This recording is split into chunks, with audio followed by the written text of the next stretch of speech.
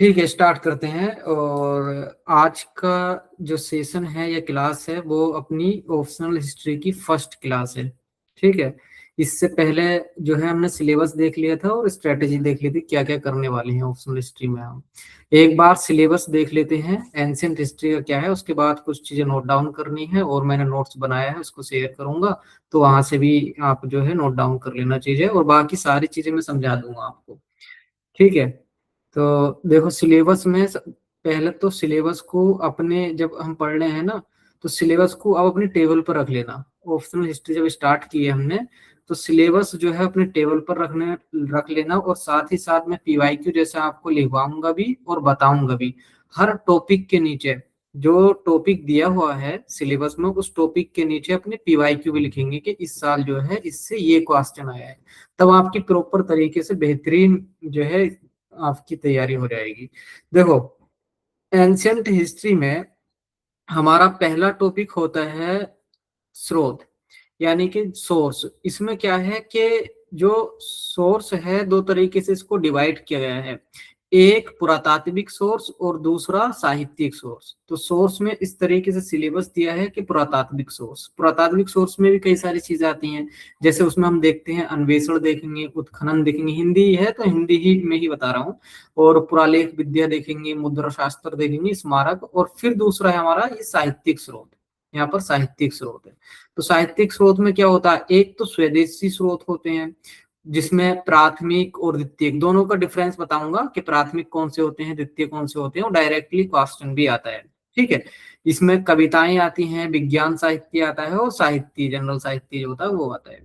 तो अगला है क्षेत्रीय भाषाओं का साहित्य, धार्मिक साहित्य और क्षेत्रीय भाषाओं का साहित्य। फिर है विदेशी वर्णन, विदेशी वर्णनों में यूनानी है, चीनी है और अरब लेखक है। तीनों लेखकों को हम आराम के साथ देखेंगे।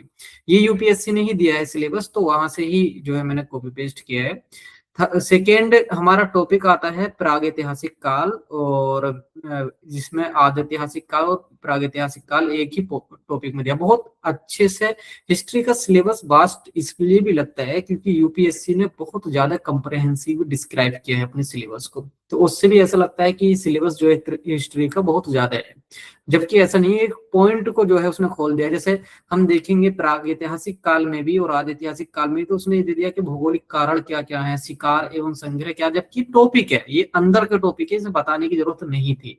और इसमें भी फिर पुरापाषाण काल और मध्य पाषाण काल दोनों को अलग अलग कर दिया है। फिर कृषि का आरंभ, कृषि का आरंभ मतलब नवपाषाण काल है, ताम्रपाषाण काल। तो ये सभी क्या है आपके प्रागैतिहासिक काल और आद्यैतिहासिक काल।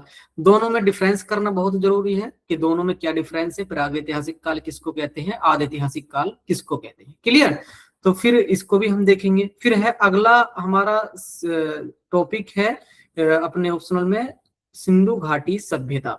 सिंधु घाटी सभ्यता, ये जो भी एक एक पॉइंट एक एक टॉपिक है ना, हर टॉपिक से क्वेश्चंस आते हैं, क्योंकि 8 जो है सेक्शन में डिवाइड, 8 क्वेश्चंस वो पूछता है कि क्वेश्चन में पहले वाले में तो 5 होंगे, दूसरे में 3 होंगे, चौथे में 3 होंगे, तीसरे में 3 होंगे, इस तरीके से। तो 8 क्वेश्चन वो करता है, उसमें भी कल अनेक क्वेश्चंस होते हैं। ठीक है, 8 में से हमें 5 करने होते हैं, तो इतना ज्यादा हो जाता है ऑप्शनल में कि हर टॉपिक से संभावना रहती है कि क्वेश्चंस जो है प्रत्येक साल पूछ ही लेता है वो। तो हमें क्या है, एक एक टॉपिक को कंप्रहेंसिवली समझना होगा, और जो ऑप्शनल की अंडरस्टैंडिंग है, ऑप्शनल की अंडरस्टैंडिंग के आधार पर जो है अपने लेवल को उठाना होगा, तभी ऑप्शनल के मार्क्स जो है हम अप कर सकते हैं। वरना वही 250 240 मार्क्स रह जाएंगे, उससे कोई बेनिफिट नहीं होता है। चौथा टॉपिक है हमारा महापाषाण युगीन संस्कृति, सिंधु से बाहर पशुचारण एवं कृषि संस्कृतियों का विस्तार। ठीक है, सामुदायिक जीवन का विकास, बस्तियां, कृषि का विकास, शिल्प कर्म, वृद्धा भांड एवं लोह उद्योग, ये सब चीजें दी गई है। पांचवा टॉपिक फिर आर्य आएंगे, तो आर्य एवं वैदिक काल दोनों चीजों को देखेंगे, जिसमें उत्तर वैदिक काल एंड पूर्व वैदिक काल दोनों ही चीजें होती है। और इसमें देखो कितना डिस्क्राइब किया है यूपीएससी ने, इसलिए हमें वास्ट लगता है, लेकिन ये आसान कर दिया है यूपीएससी ने हमारे लिए। इसलिए कहा जाता है ना कि जो ऑप्शनल हिस्ट्री है, इसको अगर सेल्फ भी आप करना चाहे तो आसानी से सेल्फ इजीली हैंडल कर सकते हैं, क्योंकि इतना ज्यादा डिस्क्राइब आपको डिकोड करने की जरूरत ही नहीं है यूपीएस हिस्ट्री के सिलेबस को। तो हम जो है इसको भी देखेंगे बेहतर तरीके से। फिर है महाजनपद काल, महाजनपद काल में देखो कि क्या क्या दिया है। महाजनपदों का निर्माण, गणतंत्र एवं राजतंत्र दोनों दे दिया। नगर नगर केंद्रों का उद्भव दिया है, जिसमें व्यापार मार्ग देखेंगे, आर्थिक विकास देखेंगे, हम टंकल यानी कि सिक्का ढलाई देखेंगे, जैन धर्म बौद्ध धर्म का प्रसार, मगध एवं नंदों का उद्भव, ईरानी एवं मकदूनियन आक्रमण एवं उनके प्रभाव। अब वो सिर्फ महाजनपद काल भी दे सकता था, लेकिन उसने एकदम तो डिस्क्राइब कर दिया। और जब यूपीएससी में ऑप्शनल में हिस्ट्री से जब क्वेश्चन आते हैं तो इतना आसान लगता है ये, क्योंकि एक एक लाइन से, जैसे गणतंत्र और राजतंत्र, यहाँ से इसी लाइन को उठा लेगा कि गणतंत्र और राजतंत्र में क्या डिफरेंस है। इसलिए आसान लग रहा है क्योंकि यूपीएससी ने डिस्क्राइब कर दिया, वरना गणतंत्र और राजतंत्र हमें यूपीएससी नहीं बताता तो वो ही टफ हो जाता। ठीक है, अगला है मौर्य साम्राज्य। तो मौर्य साम्राज्य में भी सारी चीजें देखेंगे। मौर्य साम्राज्य की नींव किस तरीके से पड़ी, चंद्रगुप्त मौर्य का इतिहास में क्या योगदान है, क्या उसका साम्राज्यवाद पॉलिसी थी, प्रशासन क्या था, आर्थिक व्यवस्था क्या थी, ये सब चीजें। फिर कौटिल्य का अर्थशास्त्र है, तो कौटिल्य के अर्थशास्त्र का भी हम आलोचनात्मक अध्ययन करेंगे। फिर है अशोक धर्म की संकल्पना, धम्म जिसको कह रहे हैं, धर्मादेश, राज्य व्यवस्था, प्रशासन, अर्थव्यवस्था, कला, स्थापत्य कला, मूर्ति शिल्प, विदेशी संपर्क, धर्म का प्रसार, साहित्य। देखिए कितना डिस्क्राइब किया है यूपीएससी ने। फिर है उत्तर मौर्य का। तो उत्तर मौर्य काल में कौन कौन से देखते हैं, यूनानी, शक, कुषाण, पश्चिमी क्षेत्र। अगर आप ऑप्शनल के सिलेबस को भी देखोगे हिस्ट्री के, और फिर प्रीलिम्स के क्वेश्चंस उठाओगे, तो इसके सिर्फ सिलेबस से ही कई सारे क्वेश्चंस आ जाते हैं प्रीलिम्स में। सिलेबस में ही डायरेक्ट वो की टर्म जो है उपयोग करता है। तो ये भी एक हमें सिलेबस देखने से बेनिफिट हो जाएगा कि प्रीलिम्स थोड़ा आपका आसान हो जाएगा। इसमें जो प्रीलिम्स जो क्वेश्चंस टफ लग रहे हैं वो यहाँ से ही सब निकल जाएंगे। फिर है प्रारंभिक राज्य एवं समाज, पूर्वी भारत, दक्कन एवं दक्षिण भारत में, खारवेल, सातवाहन, संगमकालीन तमिल राज्य, प्रशासन, अर्थव्यवस्था, भूमि अनुदान, टंकल, ये सब चीजें यहाँ पर दी हुई। एक एक टॉपिक पे विस्तार से चर्चा करेंगे। फिर गुप्त वंश है, वाकाटक है, और वर्धन वंश है। देखो वर्धन वंश से क्वेश्चन पूछा था 2021 में कि वर्धन वंश से क्वेश्चन पूछे थे, और यहाँ पर ये दिया हुआ है। वाकाटक, गुप्तकालीन टंकल, ये सारी चीजें इसमें दी गई हैं। फिर है गुप्तकालीन क्षेत्रीय राज्य। तो कदम्ब वंश है। अब बताइए कदम्ब वंश अगर आपसे पूछूं कहाँ पर है, तो कदम्ब वंश जो है जनरल स्टूडेंट कैसे बताएगा, लेकिन जब क्वेश्चन आएगा तो डायरेक्टली यहाँ से पूछ लेगा। तो इतना ज्यादा डिस्क्राइब किया होता है। आप कदम वंश हमने उठाया यहाँ से, अगर हम नोट्स बनाना चाहें तो आराम के साथ कंटेंट मिल जाएगा। पल्लव वंश, बादामी का चालुक्य वंश, राज्य व्यवस्था, प्रशासन, फिर सारी चीजें यहाँ पर दी गई है, उन सबको देखेंगे। जैसे हो चले यहाँ सब यहाँ पर कर दिया है। फिर है प्रारंभिक भारतीय संस्कृति इतिहास के प्रतिपादन। तो उसमें जितनी भी चीजें हैं वो यहाँ पर हम कर लेंगे। इसके बाद है प्रारंभिक मध्यकालीन भारत 750 से 1200। इसके बाद है भारत की सांस्कृतिक परंपराएं 750 से 1200। 14 हमारे टॉपिक हैं, और 14 के 14 टॉपिक जो है हम करेंगे। ठीक है, इसको मैं सेंड कर दूंगा सिलेबस को, चाहे इसको ही प्रिंट करा लेना या आपके पास होगा तो उसको अपने टेबल के सामने लगा लेना। आज से ये चीजें करनी होंगी, क्योंकि हमारा मैप भी है, मैप की भी चीजें धीरे धीरे हम करेंगे। क्लियर? तो फिर आज का जो क्लास है, आज की क्लास सर आप इसका पीडीएफ डाल दीजिएगा। हाँ पीडीएफ में डाल दूंगा, आप बेफिक्र रहें। और देखो हमारा जो क्लास का रहेगा ना, इस तरीके से करेंगे कि मैं आपको लेक्चर डिलीवर करूंगा, लिखवाने में बहुत हमारा टाइम चला जाएगा। तो अगर लेक्चर डिलीवर करूंगा और जो पीडीएफ में बनाऊंगा, जो कंटेंट बनाऊंगा वो आपको शेयर कर दूंगा, तो उसको या तो आप प्रिंट आउट करा सकते हैं, या फिर अपनी लैंग्वेज में और अपने शब्दों में लिखना चाहें तो आप उसको भी लिख सकते हैं। ये आपके ऊपर डिपेंड है। ठीक है, तो आज स्टार्ट करते हैं। चलिए अच्छा ये बताइए, इतिहास आप लोगों में से मतलब सबने सुना है, पढ़ा है, तो इतिहास की डेफिनेशन दी है कोई? अगर इतिहास की डेफिनेशन आपसे पूछी जाए तो क्या रहेगी इतिहास की डेफिनेशन? अलग अलग विद्वानों की अलग अलग डेफिनेशन है, लेकिन हम आम भाषा में या अपनी लैंग्वेज में डिफाइन करना चाहें इतिहास को, तो किस तरीके से डिस्क्राइब और डिफाइन करोगे आप?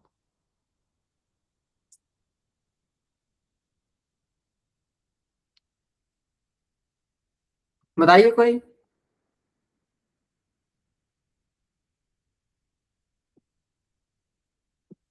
नहीं बता रहे?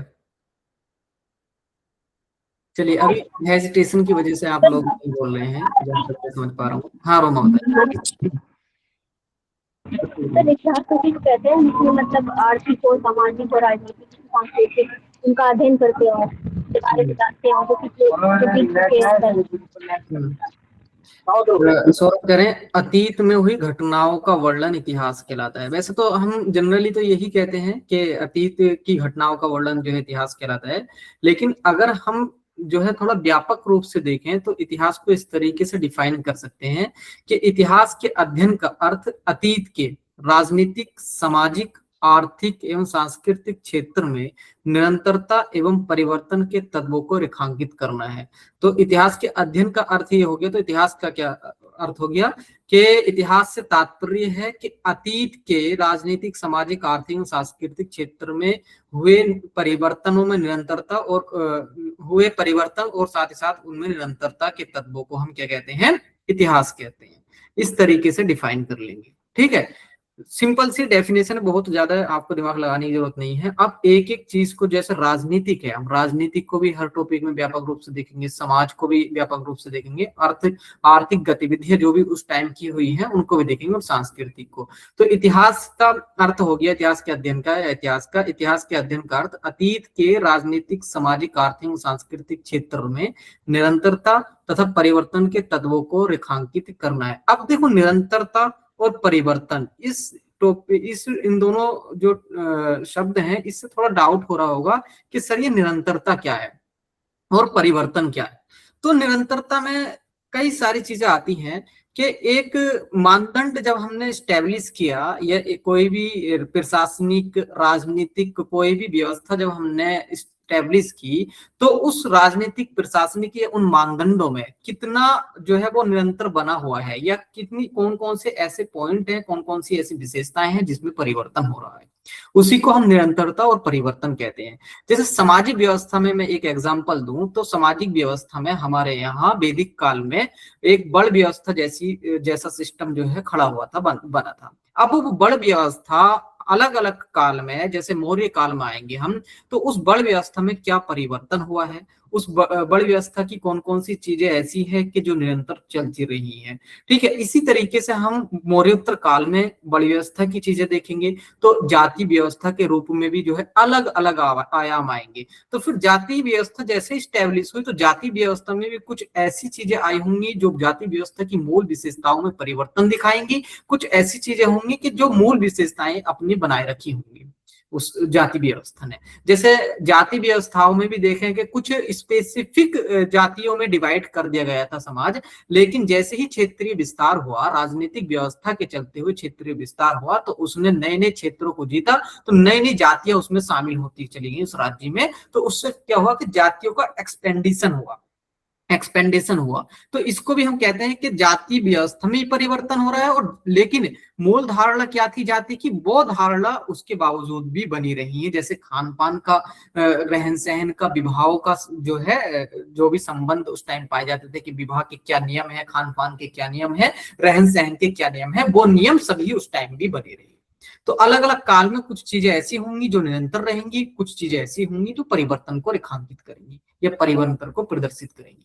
क्लियर हो गया इतना टॉपिक। अब देखिए आगे, परिवर्तन को रेखांकित करने के लिए इतिहास को हम कई सारे पार्ट में डिवाइड कर सकते हैं। जैसे सबसे पहला आयाम राजनीतिक हम देख सकते हैं। तो राजनीतिक में हम क्या देखते हैं, राजनीतिक विस्तार देखते हैं। जैसे अशोक के काल को हम पढ़ेंगे तो अशोक के काल की हम ये भी परिधि को देखेंगे कि इसका काल कहां तक गया था, इसका साम्राज्य कहां तक गया था। दक्षिण भारत में इसने कहां तक साम्राज्य स्टैब्लिश किया था, उत्तर पश्चिम भारत में कहां तक किया था, और पूर्वी भारत में कहां तक किया था, इस चीज को भी देखेंगे। फिर राजनीति में हम प्रशासन को भी देखेंगे। प्रशासन में क्या आएगा, प्रशासन में ये सब चीजें आएंगी कि उस टाइम के प्रशासनिक अधिकारी कौन कौन सी रिस्पॉन्सिबिलिटीज जो है उन्हें दी जाती थी, ये सब चीजें भी आएंगी। इसके अतिरिक्त प्रशासन में कितने डिपार्टमेंट थे, किस तरीके से शासन का संचालन होता था, ये सब चीजें भी आएंगी। क्लियर। फिर आगे आता है हमारा आर्थिक आयाम। तो आर्थिक आयाम में हम देखते हैं कि मानव जो है प्रारंभ में खाद्य संग्राहक था, उसके बाद आखेटक के रूप में उसने अपने आप को स्टैब्लिश किया, उसके बाद पशुपालन के रूप में आया, फिर कृषि हुई, शिल्प आया, वाणिज्य व्यापार को प्रोत्साहन मिला, मुद्रा व्यवस्था को, नगरीकरण को। ये आर्थिक आयामों में हम देखेंगे, पढ़ेंगे आगे। अलग अलग काल में अलग अलग जो है विशेषताएं पाई जाएंगी। ठीक। नेक्स्ट है हमारा सामाजिक। तो सामाजिक विभाजन हम देखते हैं कि सामाजिक विभाजन में कई तरीके से देखेंगे। लिंग के आधार पर सामाजिक विभाजन, वर्ग के आधार पर सामाजिक विभाजन, बल के आधार पर, जाति के आधार पर, ये सारी चीजें जो है हम सामाजिक रूप में पढ़ाई करते हैं। फिर सांस्कृतिक में कला क्या है, वहाँ की उस टाइम की भाषा क्या है, साहित्य क्या है, धर्म क्या है, दर्शन क्या है। कला के भी अनेक रूप से हो सकते हैं, चित्रकला हो सकती है, स्थापत्य कला हो सकती है, मूर्ति कला हो सकती है, कई सारी चीजें यहाँ से निकल जाएंगी कला की। ठीक है, अब देखो एक चीज और है कि जब हम इतिहास के इन आयामों को देखते हैं तो ये आयाम एक दूसरे को प्रभावित भी करते हैं। जब इनमें परिवर्तन होता है तो ये परिवर्तन दूसरे जो आयाम है उनको भी प्रभावित करेंगे। जैसे परिवर्तनों की व्याख्या की जाए तो परिवर्तन में सबसे तेज परिवर्तन आप मुझे बताइए कौन सा होगा? राजनीतिक होगा, आर्थिक होगा, सामाजिक होगा या सांस्कृतिक होगा? बताइए कौन सा परिवर्तन होगा?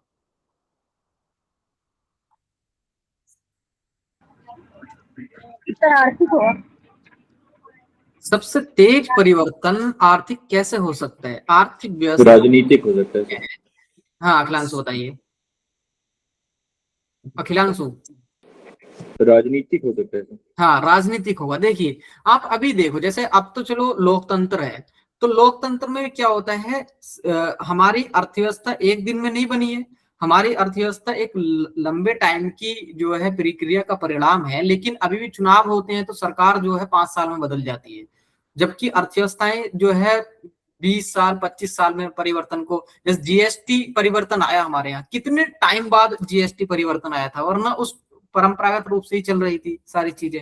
जब हमने टैक्स का कंसोलिडेशन किया तो वो भी कितने टाइम में किया। तो इस तरीके से समझिए कि राजतंत्र में तो ये परिवर्तन और ज्यादा तीव्र हो जाएगा कि एक दिन में ही सत्ता परिवर्तन हो जाता था। ठीक है, तो राजनीतिक परिवर्तन सबसे तीव्र होते हैं, उसके बाद आर्थिक परिवर्तन होते हैं। जैसे आर्थिक परिवर्तन, अब ये राजनीतिक जैसे ही परिवर्तन होते हैं तो वो राजनीतिक परिवर्तन हमारे आर्थिक आयाम, आर्थिक गतिविधियों को भी प्रभावित करते हैं। तो आर्थिक गतिविधियों को, जैसे हमारे यहाँ अभी जो है सरकार, वर्तमान सरकार जो है, उसकी आर्थिक गतिविधि में उसका प्रभाव देखें तो क्या आप देख रहे हैं? आप जैसे आप देखते होगे, न्यूज़पेपर पढ़ते होगे या फिर डिबेट वेट देते होगे, तो आपको क्या लग रहा है कि क्या परिवर्तन हुआ है पिछली सरकार की के कंपैरिजन में? वर्तमान सरकार ने कौन से परिवर्तन को प्रभावित किया है आर्थिक क्षेत्र में? बताइए कोई।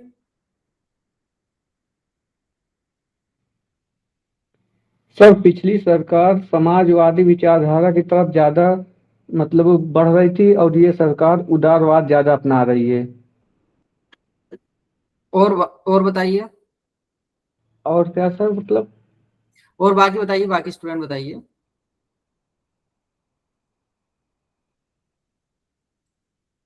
सही है।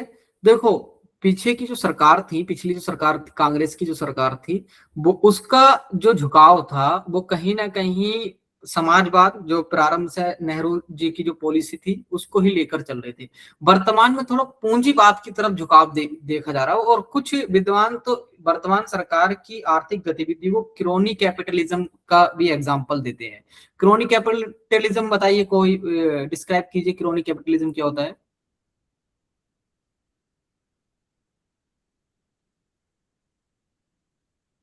क्रोनी कैपिटलिज्म का मतलब होता है जब उद्योगपति और राजनीतिकों के बीच जो साठगांठ होती है, यानी कि राजनीति जब उद्योगपति को शरण देने लगते हैं, उसको प्रोत्साहित करने लगते हैं और एक तरीके से बहुत ज्यादा प्रतिस्पर्धा बढ़ने लगती है, तो उसको ही हम क्रोनी कैपिटलिज्म कहते हैं। सिंपल सा ऐसे समझ लीजिए।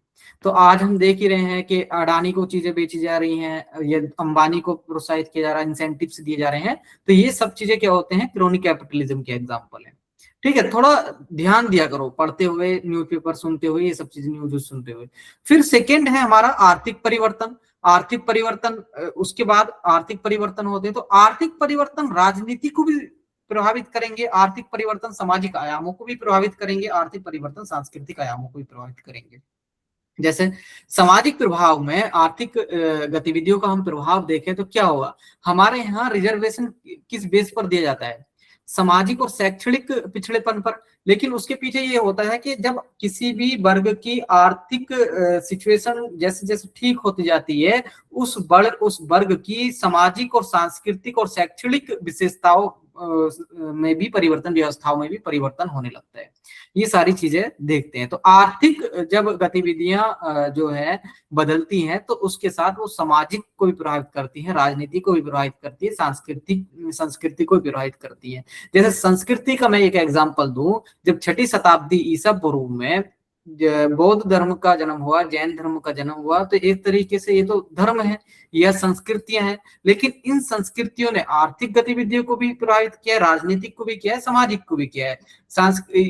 जैन धर्म का हम व्यापार में जो है, व्यापार के परिप्रेक्ष्य में जो है प्रभाव देख सकते हैं। इसी तरीके से बौद्ध धर्म के जितने भी विहार थे, जितने भी स्तूप थे, ये कहीं ना कहीं मेजर ट्रेड रूट पर बने हुए थे। तो उसके माध्यम से भी क्या है कि ये राजनीति को, आर्थिक व्यवस्था, सामाजिक व्यवस्था को, सांस्कृतिक व्यवस्था को प्रभावित कर रहे थे। तो ये सभी आयाम एक दूसरे से जुड़े हुए हैं इतिहास में, और इसी कोरिलेशन को हम जो है इतिहास के अलग अलग कालखंडों में देखते जाएंगे। ठीक है, फिर होता है इतिहास के अध्ययन की प्रासंगिकता। तो ये सवाल आपके लिए है कि इतिहास के अध्ययन की क्या प्रासंगिकता है। जब इतना मैंने चीजें बता दी गई हैं तो इस पर नोट डाउन आप कर लेना कि इतिहास के अध्ययन की क्या प्रासंगिकता है। ठीक है, ये आपके लिए मैंने छोड़ दिया था। क्लियर? अगला हम देखेंगे, अब इतिहास को थोड़ा डिवाइड करने की कोशिश करेंगे कि इतिहास का काल विभाजन देखेंगे। एक तो स्रोत के आधार पर काल विभाजन होता है और एक जो है तकनीकी के आधार पर काल विभाजन होता है। जैसे स्टोन एज था और चालकोलिथिक एज था, या आयरन एज था और आईटी एज था। बट स्रोत के आधार पर जब हम अध्ययन के पर्सपेक्टिव से देखते हैं तो स्रोत के आधार पर उसका वर्गीकरण करते हैं। स्रोत के आधार पर 3 भागों में इतिहास को बांटते हैं। एक प्राक ऐतिहासिक, लिखते रहा करो, सुनते रहा करो, लिखते रहा करो, प्राक ऐतिहासिक काल। दूसरा आद ऐतिहासिक काल। तीसरा ऐतिहासिक काल। आगे हालांकि इस पर पूरा नोट्स होगा आपका, बट यहाँ सिर्फ काल विभाजन की दृष्टि से ही डिवाइड किए गए हैं, तो थोड़ा बता देता हूं, उसके बाद आप समझ जाएंगे।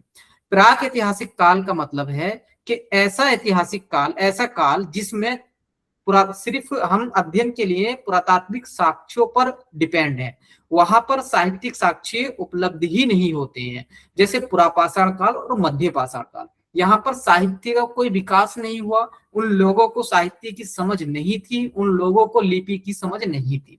ठीक है, तो उनको जानने के लिए हमारे पास सिर्फ पुरातात्विक साक्ष्य उपलब्ध है। क्लियर? तो ऐसे इतिहास को हम प्राक ऐतिहासिक काल कहते हैं। फिर सेकेंड आता है आद ऐतिहासिक काल, प्रोटो हिस्ट्री। तो आद ऐतिहासिक काल में हम देखते हैं कि उस काल खंड के हमारे पास पुरातात्विक साक्ष्य भी उपलब्ध है। दोनों को बताऊंगा कि पुरातात्विक साक्ष्य क्या होते हैं, साहित्यिक साक्ष्य क्या होते हैं। कुछ स्टूडेंट को इसमें भी डाउट हो रहा होगा कि ये पुरातात्विक साक्ष्य होते क्या है, और इस पर तो मेंस में पूरा क्वेश्चन आता है क्योंकि इस सिलेबस का पार्ट है। तो अच्छे से देखेंगे कि पुरातात्विक साक्ष्य कितने तरीके होते हैं, किस तरीके से खनन किया जाता है, उत्खनन की क्या क्या विधियां हैं, वो सारी चीजें देखेंगे। तो आद ऐतिहासिक काल में हमारे पास दोनों स्रोत उपलब्ध हैं। पहला के पुरातात्विक साक्ष्य तो है ही है, साथ ही साथ साहित्यिक साक्ष्य भी उपलब्ध है, लेकिन किसी कारणवश हम साहित्यिक साक्ष्य को पढ़ नहीं पाए हैं। किसी कारणवश हम साहित्यिक साक्ष्यों को पढ़ नहीं पाए हैं, या इतनी हमारी अभी समझ नहीं बनी है। तो ऐसे जितने भी कालखंड हैं, जितना भी इतिहास का पार्ट है, उस इतिहास को हम आद ऐतिहासिक या प्रोटो हिस्ट्री कहते हैं। क्लियर हो गया? तीसरा ऐतिहासिक काल होता है। तो ऐतिहासिक काल में पुरातात्विक साक्ष्य भी उपलब्ध हैं और साहित्यिक साक्ष्य भी उपलब्ध हैं, और दोनों का हम उपयोग भी कर रहे हैं इतिहास लेखन में। ठीक है, ये हो गया हमारा ऐतिहासिक काल। तो अब प्राक ऐतिहासिक और आद ऐतिहासिक की बात करें हम, तो इसमें कौन कौन से कालखंड आएंगे। एक तो मानव का उद्विकास जो हम देखते हैं, तो इसमें ही देख, हालांकि ये कोई काल विभाजन नहीं है, इसको अलग कैटेगरी में रख देना, बट हम क्योंकि पढ़ेंगे इसलिए मैंने यहाँ पर रख दिया है। तो इसमें आता है पुरापाषाण काल, दूसरा मध्य पाषाण काल, तीसरा नवपाषाण काल। नवपाषाण काल बताइए किस काल का होगा? नवपाषाण काल बताइए किस काल का होगा? प्राक ऐतिहासिक होगा या आद ऐतिहासिक होगा?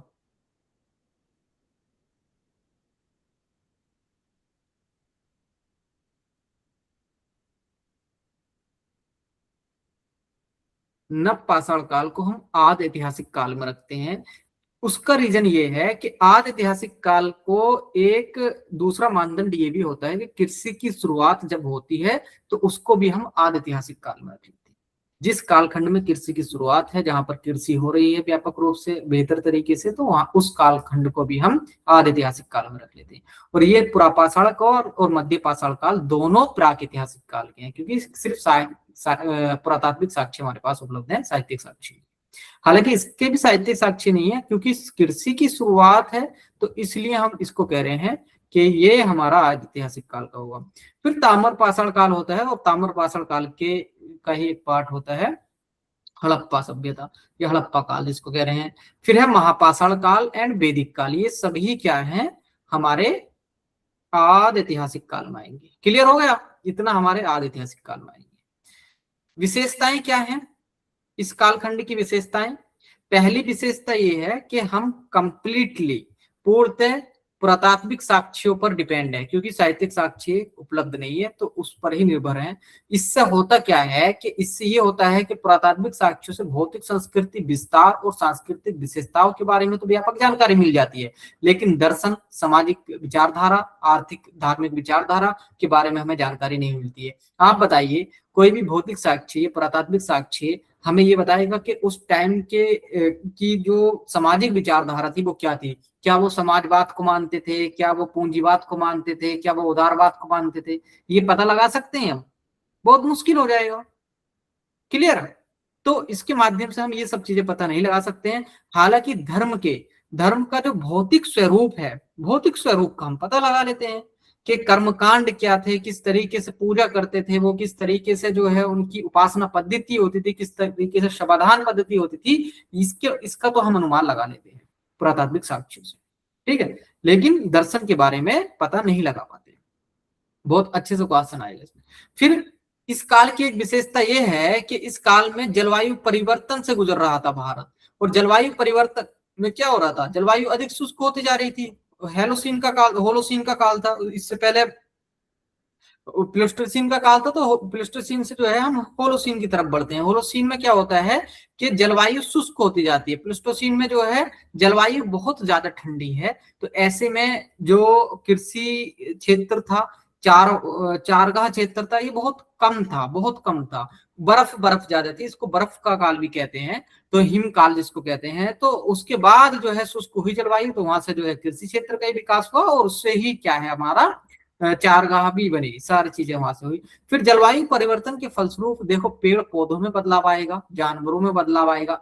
अब ये जब जानवरों में बदलाव आता है, आप एक चीज मुझे बताइए कि जब हम पोलर रीजन की बात करते हैं, पोलर रीजन की, या जहां ऐसे क्षेत्र की किसी की बात करते हैं जहां पर बर्फ हो, हिम हो, तो वहां पर जानवर कैसे पाए जाते हैं और यहाँ पर कैसे जानवर पाए जाते हैं, बताइए। आपने पढ़ा होगा ना एनवायरमेंट, तो एनवायरमेंट में सब चीजें डिस्कशन होती हैं।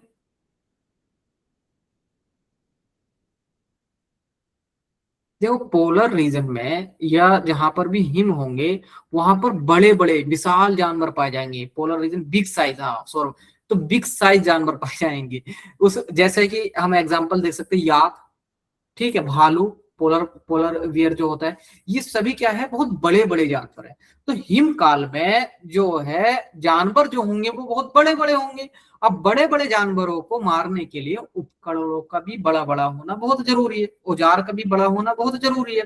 तो ऐसे में क्या था कि जो पुरापाषाण काल था उस काल में जानवर बड़े थे तो उपकरण बड़े बड़े बन रहे थे, लेकिन जलवायु परिवर्तन हुआ, शुष्क हुआ, मौसम शुष्क हुआ, तो उससे क्या है जानवर भी छोटे छोटे होने लगे। तो जानवर जब छोटे छोटे होने लगे तो उनके लिए उपकरण भी हमने छोटे छोटे बनाने स्टार्ट कर दिए। अब छोटे छोटे उपकरण बनाओगे आप ये देखो, एक उपकरण, एक पत्थर का उपकरण 50 किलो का है, एक पत्थर का उपकरण जो है आधा किलो का है, हाफ केजी का है। तो हाफ केजी के उपकरण को और 50 केजी के उपकरण को उठाने के लिए ज्यादा जरूरत होगी 50 केजी के उपकरण को, तो उससे क्या होता है गतिशीलता बहुत कम हो जाती है, लेके भी नहीं भाग सकते उस उपकरण को। लेकिन हाफ केजी के उपकरण को तो तुम स्थैतिक उसका यूज कर सकते हो, यानी कि वहां से ही मार सकते हो उसको या लेके भाग सकते हो। तो मानव की गतिशीलता जो है वो बहुत बढ़ गई थी उसके बाद जलवायु परिवर्तन हुआ। तो ये भी एक विशेषता है। मैं थोड़ा अच्छे से ही समझा रहा हूं आपको कि सारी चीजें आपको क्लियर हो जाए, कोई भी डाउट नहीं बचे। उसके बाद जो है अपना नोट्स पढ़ोगे तो आपको बहुत आसानी हो, ठीक है। तो इसके बाद क्या हो रहा है कि जिससे उपकरणों की बनावट में परिवर्तन आया। उदाहरण स्वरूप मैंने दे भी दिया है, पुरापाषाण काल में बड़े बड़े कोर्स तो मध्यपाषाण काल में फलक से छोटे छोटे उपकरण बनने लगे, इससे मानव की गतिशीलता में वृद्धि हुई।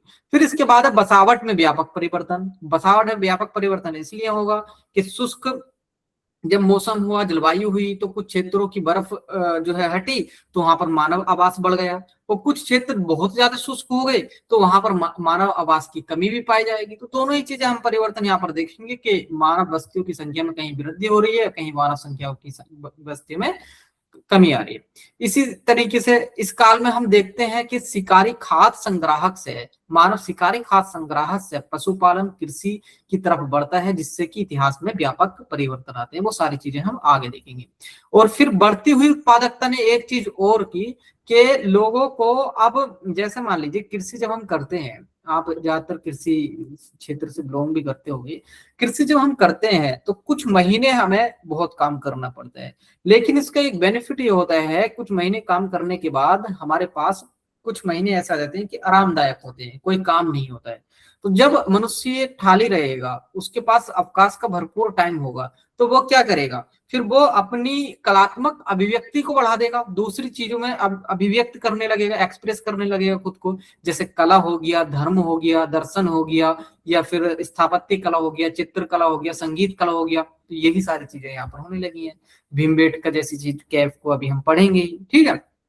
अगला पॉइंट है कि साथ ही खाद्य उत्पादकता से मानव के पोषण स्तर में वृद्धि हुई।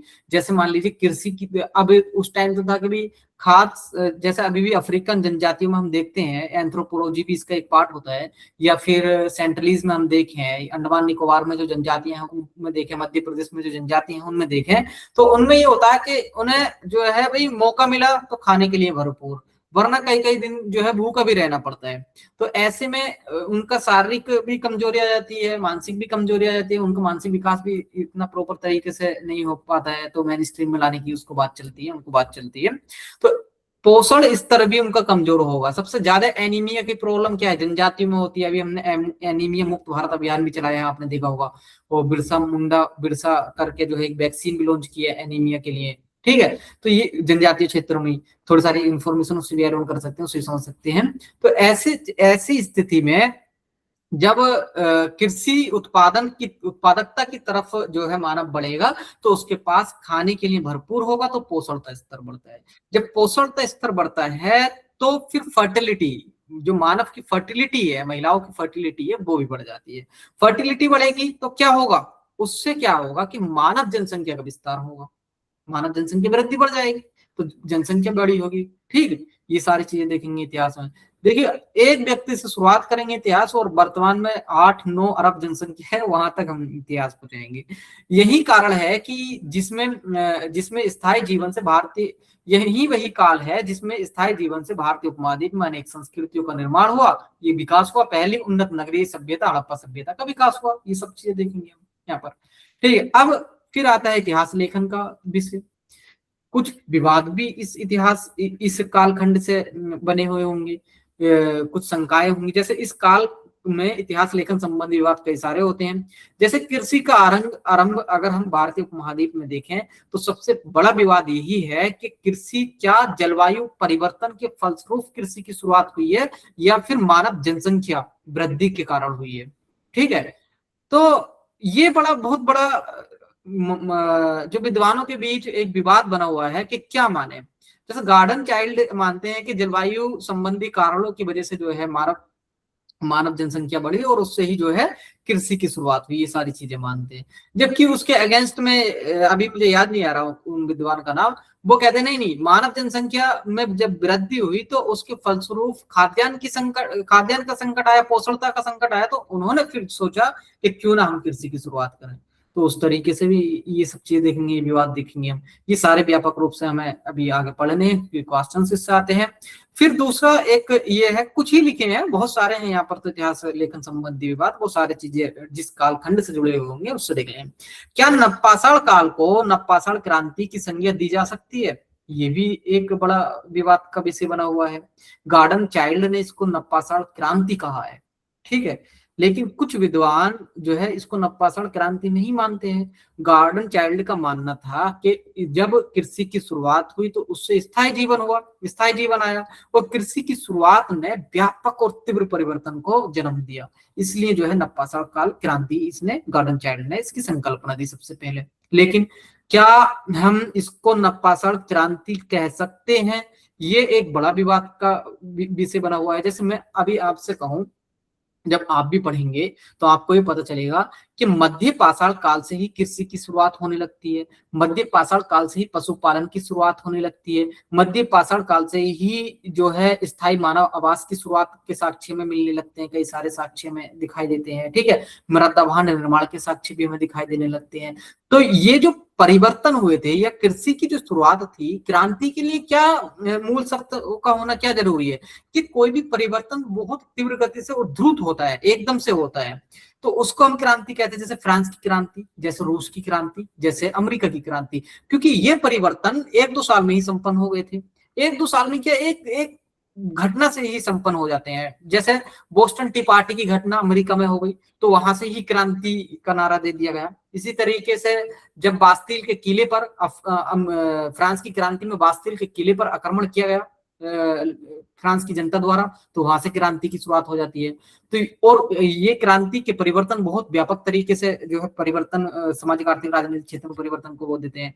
तो क्या हम नवपाषाण क्रांति को क्रांति कह सकते हैं, क्योंकि ये तो कई दसों सालों के टाइम पीरियड में धीरे धीरे चीजें परिवर्तित हो रही थी। लेकिन ठीक है, नहीं कह सकते। अब गार्डन चाइल्ड का भी हमें मत जो है उसके मत का संपूर्ण रूप से खंडन नहीं कर सकते, क्योंकि उसका ये मानना है कि जब कृषि की शुरुआत हुई तो कृषि की शुरुआत ने इतने ज्यादा व्यापक परिवर्तन दिए कि सामाजिक क्षेत्र में, आर्थिक क्षेत्र में, राजनीतिक क्षेत्र में, सांस्कृतिक क्षेत्र में, इन सभी में जो है हमें परिवर्तन दिखाई देने को देते हैं। जैसे सामाजिक क्षेत्र में समाज का विभाजन होता है, जब खाद्य उत्पादन बढ़ जाता है तो खाद्य उत्पादन के बढ़े हुए माल को जो है सेंट्रलाइज करने की, कंट्रोल करने की कोशिश में एक वर्ग आता है, उससे समाज का विभाजन होता है, उच्च क्लास और निम्न क्लास इस तरीके से डिवाइड हो जाता है। इसी तरीके से श्रम विभाजन भी होता है खाद्य कृषि की शुरुआत से। इसी तरीके से हम देखेंगे कृषि ने जो है मनुष्य को मजबूर किया कि आप स्थायी जीवन जियो, स्थायी जीवन जियोगे तो बस्तियों का निर्माण होगा, शहरों का निर्माण होगा। तो ठीक है, उनको भी हम ये नहीं कह सकते कि आप परिवर्तन नहीं हुए हैं। तो अब हमें जो है यहाँ पर बैलेंस्ड अप्रोच लेना होगा कि हमें क्या अप्रोच लेना है, कि हम मानेंगे कि हाँ ठीक है, इस प्रकार हम कह सकते हैं कि नवपाषाण काल क्रांति नहीं थी, लेकिन नवपाषाण काल को हम सामाजिक, आर्थिक, राजनीतिक, सांस्कृतिक क्षेत्रों में व्यापक परिवर्तन का काल मान सकते हैं। इस तरीके से लिख दो, आपको जो है पूरे नंबर मिलेंगे जितने नंबर देने होते हैं उसको। क्लियर हो गया? अब देखिए आगे तीसरा एक विवाद इसमें यह है कि क्या उत्तर पश्चिम भारत में कृषि का आरंभ पश्चिम एशिया की देन है। ये भी हम पढ़ते आए हैं कि कृषि का आरंभ तो मिस्र में हुआ था, कृषि का आरंभ तो मेसोपोटामिया में हुआ था, इराक में हुआ था, ये सब चीजें। तो क्या उत्तर पश्चिम भारत में कृषि का जो आरंभ हुआ है वो पश्चिम एशिया की देन है, क्या भारत में जो कृषि हुई है वो भारत की ही देन है, ये सब चीजें। तो वहां पर हम देखेंगे कई सारी जो है प्रारंभ में मानव बस्तियां होती हैं, जैसे मेहरगढ़ है, या फिर उसी में जो है नाल एक साइट है, और कई सारी वहां पर साइट्स हैं। तो वहां पर भी दिखाई देता है कि हाँ कृषि की शुरुआत कहीं ना कहीं यहाँ से हुई, और कई सारे अमलानंद घोष जैसे विद्वान जो है यहाँ से मानते हैं। तो ये सारी चीजें हम यहाँ पर देख लेंगे। ठीक है, फिर अगला है, क्या हड़प्पा सभ्यता के संस्थापक मेसोपोटामिया के लोग थे। फिर गार्डन चाइल्ड और व्हीलर जो है इसमें आएंगे, और इसी तरीके से फिर फेयर सर्विस है, अमलानंद घोष है, ये सब इसका खंडन करेंगे। तो वो सारी चीजें मैं आपको दिखा दूंगा जब उस काल में पढ़ेंगे। क्या हड़प्पा सभ्यता को वैदिक आर्यों ने समाप्त किया, ये भी एक बड़ा विवाद का विषय बना हुआ है। तो इसमें भी कई सारे ब्रिटिश जो है विद्वान यही कहेंगे कि वैदिक आर्यों ने ही इसको हड़प्पा सभ्यता को खत्म किया था। उसका हम उद्देश्य भी समझ सकते हैं, उनकी मजबूरी भी समझ सकते हैं कि भारत में जब वो शासन कर रहे थे तो वो कहीं ना कहीं अपने शासन को लेजिटिमाई करने के लिए ये सब चीजें बोल रहे थे, क्योंकि वो ये दिखाना चाह रहे थे कि भारत में आक्रमण प्रारंभ से हुए हैं, एंशिएंट काल से हुए हैं, और एंशिएंट काल से ही भारत पर दूसरों का शासन हुआ है, कि कभी आर्य आए हैं तो आर्यों ने हड़प्पा को समाप्त कर दिया। ये सब चीजें वो दिखाने की कोशिश कर रहे थे। ठीक है, तो इसका भी हम खंडन करेंगे और कुछ उनके समर्थन में कोई पॉइंट होंगे तो वो भी सारी चीजें हम देख लेंगे। क्लियर? आगे देखिए, अब देखिए क्वेश्चन से इस कालखंड से कैसे आता है। जैसे पहला क्वेश्चन था, नप्पाषाढ़ युग इस अवधि के दौरान हुए महत्वपूर्ण परिवर्तनों के कारण एक क्रांति का प्रतिनिधित्व करता है। अच्छा, ये क्वेश्चन देखो 2023 में है और मैंने ये सब चर्चा कर ही दी है यहाँ पर एक क्या नप्पाषाढ़ काल को नप्पाषाढ़ क्रांति की संज्ञा दी जा सकती है। हिस्टोग्राफी से ये फायदा होता है, हिस्टोग्राफी से पढ़ने का, डायरेक्ट क्वेश्चन वहां से आ जाते हैं। और ये जो क्या लिखा, क्या, एक मिनट,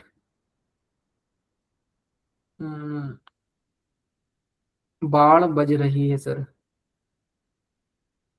मतलब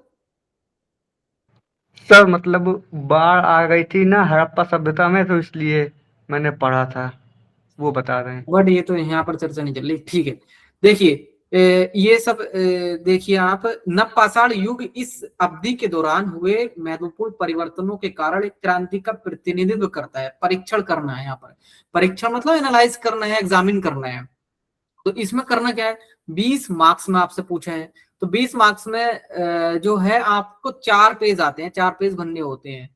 तो 4 पेज में आप कैसे लिखोगे, बिना हिस्टोग्राफी के तो लिखना बहुत मुश्किल है।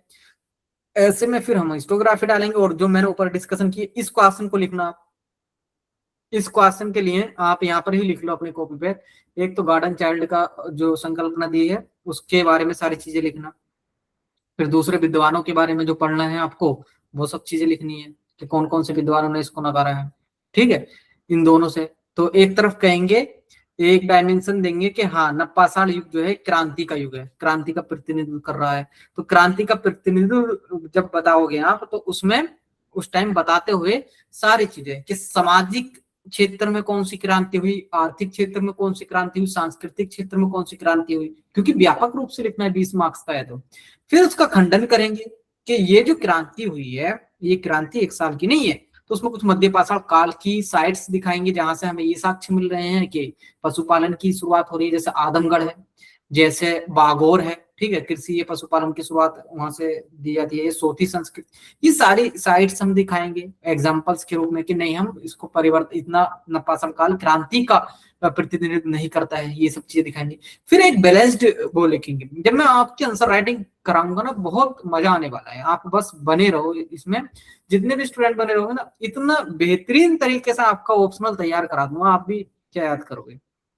ठीक है, फिर है आगे अपना सेकेंड क्वेश्चन है, स्पष्ट करें कि अधिकांश ज्ञात हड़प्पा बस्तियां भूजल वाले अर्ध शुष्क क्षेत्रों में क्यों स्थित हैं। तो ये यहाँ से है क्या, हड़प्पा सभ्यता ये उत्तर पश्चिम कृषि, अच्छा ये मैंने लिखा नहीं था, तो एक हिस्टोग्राफी का इशू है ये भी, तो ये सब चीजें हम देख लेंगे। फिर क्या मेगालिथिक होता महापाषाण काल को एकल समरूप या समकालीन संस्कृति का प्रतिनिधित्व करना उचित होगा, कहना उचित होगा। महापाषाण संस्कृतियों में किस प्रकार की भौतिक जीवन व सांस्कृतिक व्यवस्था का पता चलता है। तो ये है कि कुछ विद्वान ये मानते हैं कि जब महापाषाण हम कह रहे हैं तो इसका मतलब एकल होगी या समरूप होगी एक जैसे, जबकि ऐसा नहीं है। दक्षिण भारत में अलग प्रतिनिधित्व करता है, अलग संस्कृति है, दफनाने की एक अलग प्रक्रिया है और आवासीय क्षेत्र से अलग दफना रहे हैं, वहां पर जो सामग्री मिली है वो अलग तरीके की मिली है। तो हम एकल या समरूप तो नहीं कहेंगे, तो उसमें भी विविधता है, जैसे हड़प्पा सभ्यता में विविधता पाई जाती है। तो ये सारी चीजें हम उल्लेख करेंगे आगे महापाषाण काल में। हो गया आपका। अच्छा, अभी तक की क्लास में किसी को कुछ डाउट या कोई चीज समझ में नहीं आ रही है या आपको इंटरेस्ट नहीं आया है अभी, बताइए।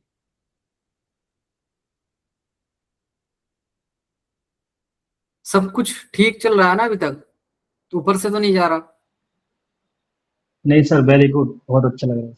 ऑप्शनल हो जाएगा सर, देखिए। हो जाएगा ऑप्शनल।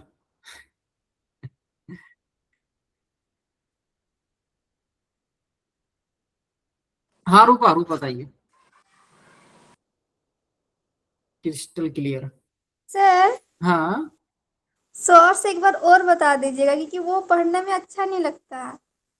क्या बता दूं आपको, जो स्रोत होती है ना हाँ वो साहित्यिक स्रोत, पुरातात्विक स्रोत, तो अच्छा पूरा ये क्या डिटेल, होते हैं। तो उसको वो वही पढ़ने में अच्छा नहीं लगता, तो वो पूरा डिटेल पढ़ना जरूरी होता है क्या? नहीं डिटेल नहीं पढ़ेंगे क्योंकि सिलेबस का पार्ट है एक, तो हम जितना सिलेबस में हमें दिया गया है ना उतना ही पढ़ेंगे, ज्यादा नहीं देखेंगे। कोई पीएचडी नहीं करनी है, देखो जैसे डायरेक्ट दिया है पहले ही वो है, इससे क्वेश्चंस आते हैं। लेकिन ये इंटरेस्टिंग तब बनेगा अगर आप केवल स्रोतों को ही देखोगे, तो आपके लिए थोड़ा बोरिंग हो जाएगा। लेकिन अलग अलग टाइम पीरियड में उस काल के, जैसे मौर्य काल में कौन कौन से स्रोत थे, कौन से प्रतात्विक थे, कौन से जो है साहित्यिक है, तब उस तरीके से कनेक्टिव करके जब पढ़ोगे तो तब बहुत आसान हो जाएगा आपके लिए, इंटरेस्टिंग हो जाएगा। वो करा दूंगा मैं आपकी, उसकी टेंशन मत लो। ओके ठीक है, सर। Okay sir. ठीक है। सेकेंड, अब हम ऐतिहासिक काल में देखते हैं। ऐतिहासिक काल बुद्ध के काल से आरंभ होता है, महाजनपद काल भी जिसको कहते हैं। 6ठी शताब्दी ईसा पूर्व से 4ठी शताब्दी ईसा पूर्व, 400 ईसा पूर्व तक हम देखते हैं, 600 ईसा पूर्व से। अब देखिए इसमें क्या होता है, बुद्ध के काल को हम ऐतिहासिक काल क्यों कह रहे हैं? क्योंकि हमारे यहाँ साहित्यिक स्रोत उपलब्ध हैं और उन साहित्यिक स्रोतों को पढ़ भी रहे हैं, और प्रतात्विक स्रोत तो पहले से ही उपलब्ध है। साहित्यिक स्रोतों में त्रिपिटक की रचना होने लगी है, और बौद्ध धर्म से संबंधित जो स्रोत है, ग्रंथ है, उनकी उपलब्धता हमारे लिए होने लगी है। ठीक है, इस तरीके से जैन धर्म से संबंधित 14 पर्व या 12 पर्व जो भी है, अंग जो वो है, वो भी हमारे पास उपलब्ध है। तो इसलिए हम इस काल को क्या कह रहे हैं, ऐतिहासिक काल। फिर उसके बाद मौर्य काल में तो हम चाणक्य की का अर्थशास्त्र, मेगस्थनीज का इंडिके और यूनानी जो लेखक है उनकी कृतियों को देखेंगे, तो इसलिए कह रहे हैं। मौर्योत्तर काल में कई सारी चीजें हैं, गुप्त काल में कई सारी चीजें हैं, गुप्तोत्तर काल में और पूर्व मध्य काल में। यही हमारा एंशिएंट हिस्ट्री है। इतने में भी ही हमारे जितने 14 टॉपिक यूपीएससी ने दिए हैं, वो सारी चीजें इसमें जो है कवर हो जाएंगी। बहुत ज्यादा नहीं है, सिंपल तरीके से पढ़ेंगे। जितना इजीली और जितना टाइमली आप कवर करोगे, मेहनत करोगे थोड़ा इनको, जैसे मैं पढ़ाऊंगा उसके बाद आप रीड भी करोगे, तो उतना ही आसान होता चला जाएगा। अगर लापरवाही करोगे बहुत मुश्किल हो जाएगा, नहीं समझ में आएगा तो क्लास जो है आप दोबारा देख सकते हैं इस क्लास को। ठीक है, वहां से क्लियर हो जाएगा। देखिए अब अध्ययन की विधि क्या रहेगी इसकी, फिर वही विशेषताएं क्या हैं, इसकी विशेषताएं क्या हैं, तो वो सब चीजें देखेंगे। इस कालखंड में हमारे पास पुरातात्विक साक्ष्यों के साथ साथ साहित्यिक सामग्री भी उपलब्ध हो गई है। देसी साहित्य के साथ साथ विदेशी साहित्य भी है जो विदेशियों ने लिखे हैं। इससे क्या होता है, समाज संगठन के बारे में जो मैंने ऊपर बताया था कि पुरातात्विक साक्ष्य जो है इसकी स्पष्ट जो है स्पष्ट रूप से नहीं बता पाते हैं, स्पष्ट तस्वीर नहीं दे पाते हैं, तो ये देंगे। राजनीतिक संगठन के बारे में बताएंगे, धर्म एवं विचारधारा के संदर्भ में विस्तार से जान सकेंगे। लेकिन एक समस्या ये आएगी कि भारत में जो ग्रंथ है, साहित्यिक ग्रंथ है, उनके साथ समस्या ये है कि वो प्योरली ऐतिहासिक नहीं है। वो कोई इस दृष्टि से नहीं लिखे गए हैं कि इतिहास को संजोकर रखना है हमें, या इतिहास लेखन की परंपरा को बढ़ाना है हमें। वो या तो धार्मिक ग्रंथ हैं या फिर सिद्धांतिक ग्रंथ है। जैसे चाणक्य की भी हम अर्थशास्त्र देखेंगे, वो सिद्धांतिक ग्रंथ है। वो कोई ये नहीं है उस काल की वास्तविक घटना ही बताए, वो तो जिजीविसा राज्य के बारे में बता रहा है कि ऐसा राज्य, कैसा राज्य होना चाहिए, इस चीज के बारे में। तो एक समस्या आती है। तो जब इस काल के बारे में जब साहित्यिक स्रोत हमारे पास उपलब्ध हुए, तो विद्वानों के समक्ष एक समस्या आ गई, या ये जान पूछ के की गई या कैसे की गई, अनजाने में की गई, कि हम टोटली डिपेंड हो गए साहित्यिक साक्ष्यों पर, और पुरातात्विक साक्ष्यों को जो है हमने नजरअंदाज करना प्रारंभ कर दिया। तो इससे जो वस्तुनिष्ठ इतिहास लेखन होना था, इतिहास लिखना था, वो अभी सही तरीके से नहीं लिखा गया, या उस टाइम नहीं लिखा गया। तो फिर उसमें सुधार भी हुए और अभी भी सुधार होते चले जाते हैं। तो ये सारी चीजें हैं इस काल की विशेषताएं। ठीक है, आपको ये चीज क्लियर हो गई होगी। इसके बाद हम आता है कि इतिहास लेखन क्या होता है। कल भी पूछा था किसी ने, इतिहास लेखन होता क्या है, इतिहास लेखन कौन सी बला का नाम है, तो वो थोड़ा समझ लेते हैं। इतिहास लेखन कुछ नहीं है, इतिहास लेखन एक कला है, एक विज्ञान है। इतिहास लेखन क्या है कि जो इतिहास जिस तरीके से हम लिख रहे हैं उसी को इतिहास लेखन कहेंगे। जैसे डेफिनेशन में अभी देखें, इतिहास लेखन वह कला एवं विज्ञान है जिसके माध्यम से अतीत की घटनाओं, मानव सभ्यता के विकास, महत्वपूर्ण परिवर्तनों को एक व्यवस्थित, प्रमाणिक और वैज्ञानिक तरीके से लिपिबद्ध या लिखा जाता है। उसको ही हम क्या कहते हैं, इतिहास लेखन कहते हैं। लेकिन एक विशेषता इसकी ये है कि इतिहास लिखते समय फैक्ट तो एक होता है, लेकिन उस फैक्ट की जो डेफिनेशन, उस फैक्ट की जो विशेषताएं बताते हैं विद्वान, वो अलग अलग ओपिनियंस हो जाते हैं उस फैक्ट के बारे में। कोई भी चीज है, जैसे मान लीजिए मैं ये कहूं कि 6वीं शताब्दी ईसा पूर्व में लोहे का उपयोग होने लगा। अब लोहे के उपयोग के तो साक्ष्य हैं हमारे पास, ये तो एक फैक्ट है, लेकिन इसको डिफाइन कैसे करेंगे, ये विद्वानों के बीच फिर मतभेद का कारण हो जाएगा कि ये इसके माध्यम से जब कृषि का इसमें उपयोग किया गया तो कृषि में व्यापक परिवर्तन, कृषि में क्रांति आ गई, उससे नगरीकरण हुआ, उससे जो है दूसरा नगरीकरण और ये दूर के व्यापार स्टैब्लिश होने लगा। तो ये एक विशेषता हो जाती है। फैक्ट एक होता है लेकिन उसकी जो व्याख्याएं होती हैं वो अलग अलग हो जाती है। इसी से आपका जो है हिस्टोग्राफी डेवलप होती है और इसी से अलग school of historiography, different school of historiography develop हो जाती है। ठीक है, तो हिस्टोग्राफी आपको समझ में आ गया होगा। इतिहास लेखन वह कला है एवं विज्ञान है जिसके माध्यम से अतीत की घटनाओं, मानव सभ्यताओं के विकास, महत्वपूर्ण परिवर्तन को एक व्यवस्थित, प्रमाणिक और वैज्ञानिक तरीके से लिपिबद्ध किया जाता है। आम भाषा में समझे तो हम ये कह सकते हैं कि जिसके माध्यम से इतिहास लिखा जाता है या जिस प्रक्रिया से इतिहास लिखा जाता है उसी को हम इतिहास लेखन कहते हैं। ठीक है, ये कह सकते हैं। E.H. कार ने क्या कहा है इतिहास लेखन के बारे में, एक विद्वान है, याद रख लेना, बहुत इंपॉर्टेंट है, आपके इतिहास में बहुत कामयाब आने वाले हैं। इनकी बुक है व्हाट इज हिस्ट्री, तो व्हाट इज हिस्ट्री लिखिए तो इसका मतलब इतिहास के बारे में, इतिहास लेखन के बारे में व्यापक रूप से चर्चा की होगी। तो इतिहास एवं इतिहास लेखन वर्तमान एवं अतीत के मध्य निरंतर संवाद है, ये कभी खत्म नहीं होता है, चलता रहता है, अभी भी इतिहास लिखा जा रहा है। इनका मानना था कि इतिहास लेखन केवल तथ्यों को इकट्ठा करना नहीं बल्कि वर्तमान की रोशनी में अतीत के तथ्यों की व्याख्या करना है। तथ्य मतलब फैक्ट है। ठीक है, और आर्ची कोलिंगवुड ये भी एक विद्वान है, ये क्या कहते हैं कि संपूर्ण इतिहास विचारों का इतिहास है। ये तो जेआरएफ का बहुत फेवरेट क्वेश्चन रहता है जेआरएफ में। फिर है रोमिला थापर। रोमिला थापर को जानते हैं, कम्युनिस्ट है, भारत की जो है इतिहासकार है, बहुत महान हस्ती है। रोमिला थापर के बारे में कभी सुनना, उनका पॉडकास्ट सुनना तो पता चल जाएगा। तो ये इन्होंने अशोका, रिविजिट मौर्य ये सारी किताबें लिखी है, कई सारी इसमें चीजें आई है। अब इसमें रोमिला थापर में क्या कहती है इतिहास लेखन के बारे में कि इतिहास लेखन केवल अतीत की घटनाओं या राजाओं की वंशावली नहीं है, बल्कि यह समाज, अर्थव्यवस्था एवं संस्कृति के विकास को समझने की एक महत्वपूर्ण प्रक्रिया है। इसको इतिहास लेखन कहते हैं। तो मैंने यहाँ पर जो है ये भी विद्वानों के द्वारा भी समझाने की कोशिश की कि इतिहास लेखन होता क्या है। बताइए क्या होता है इतिहास लेखन?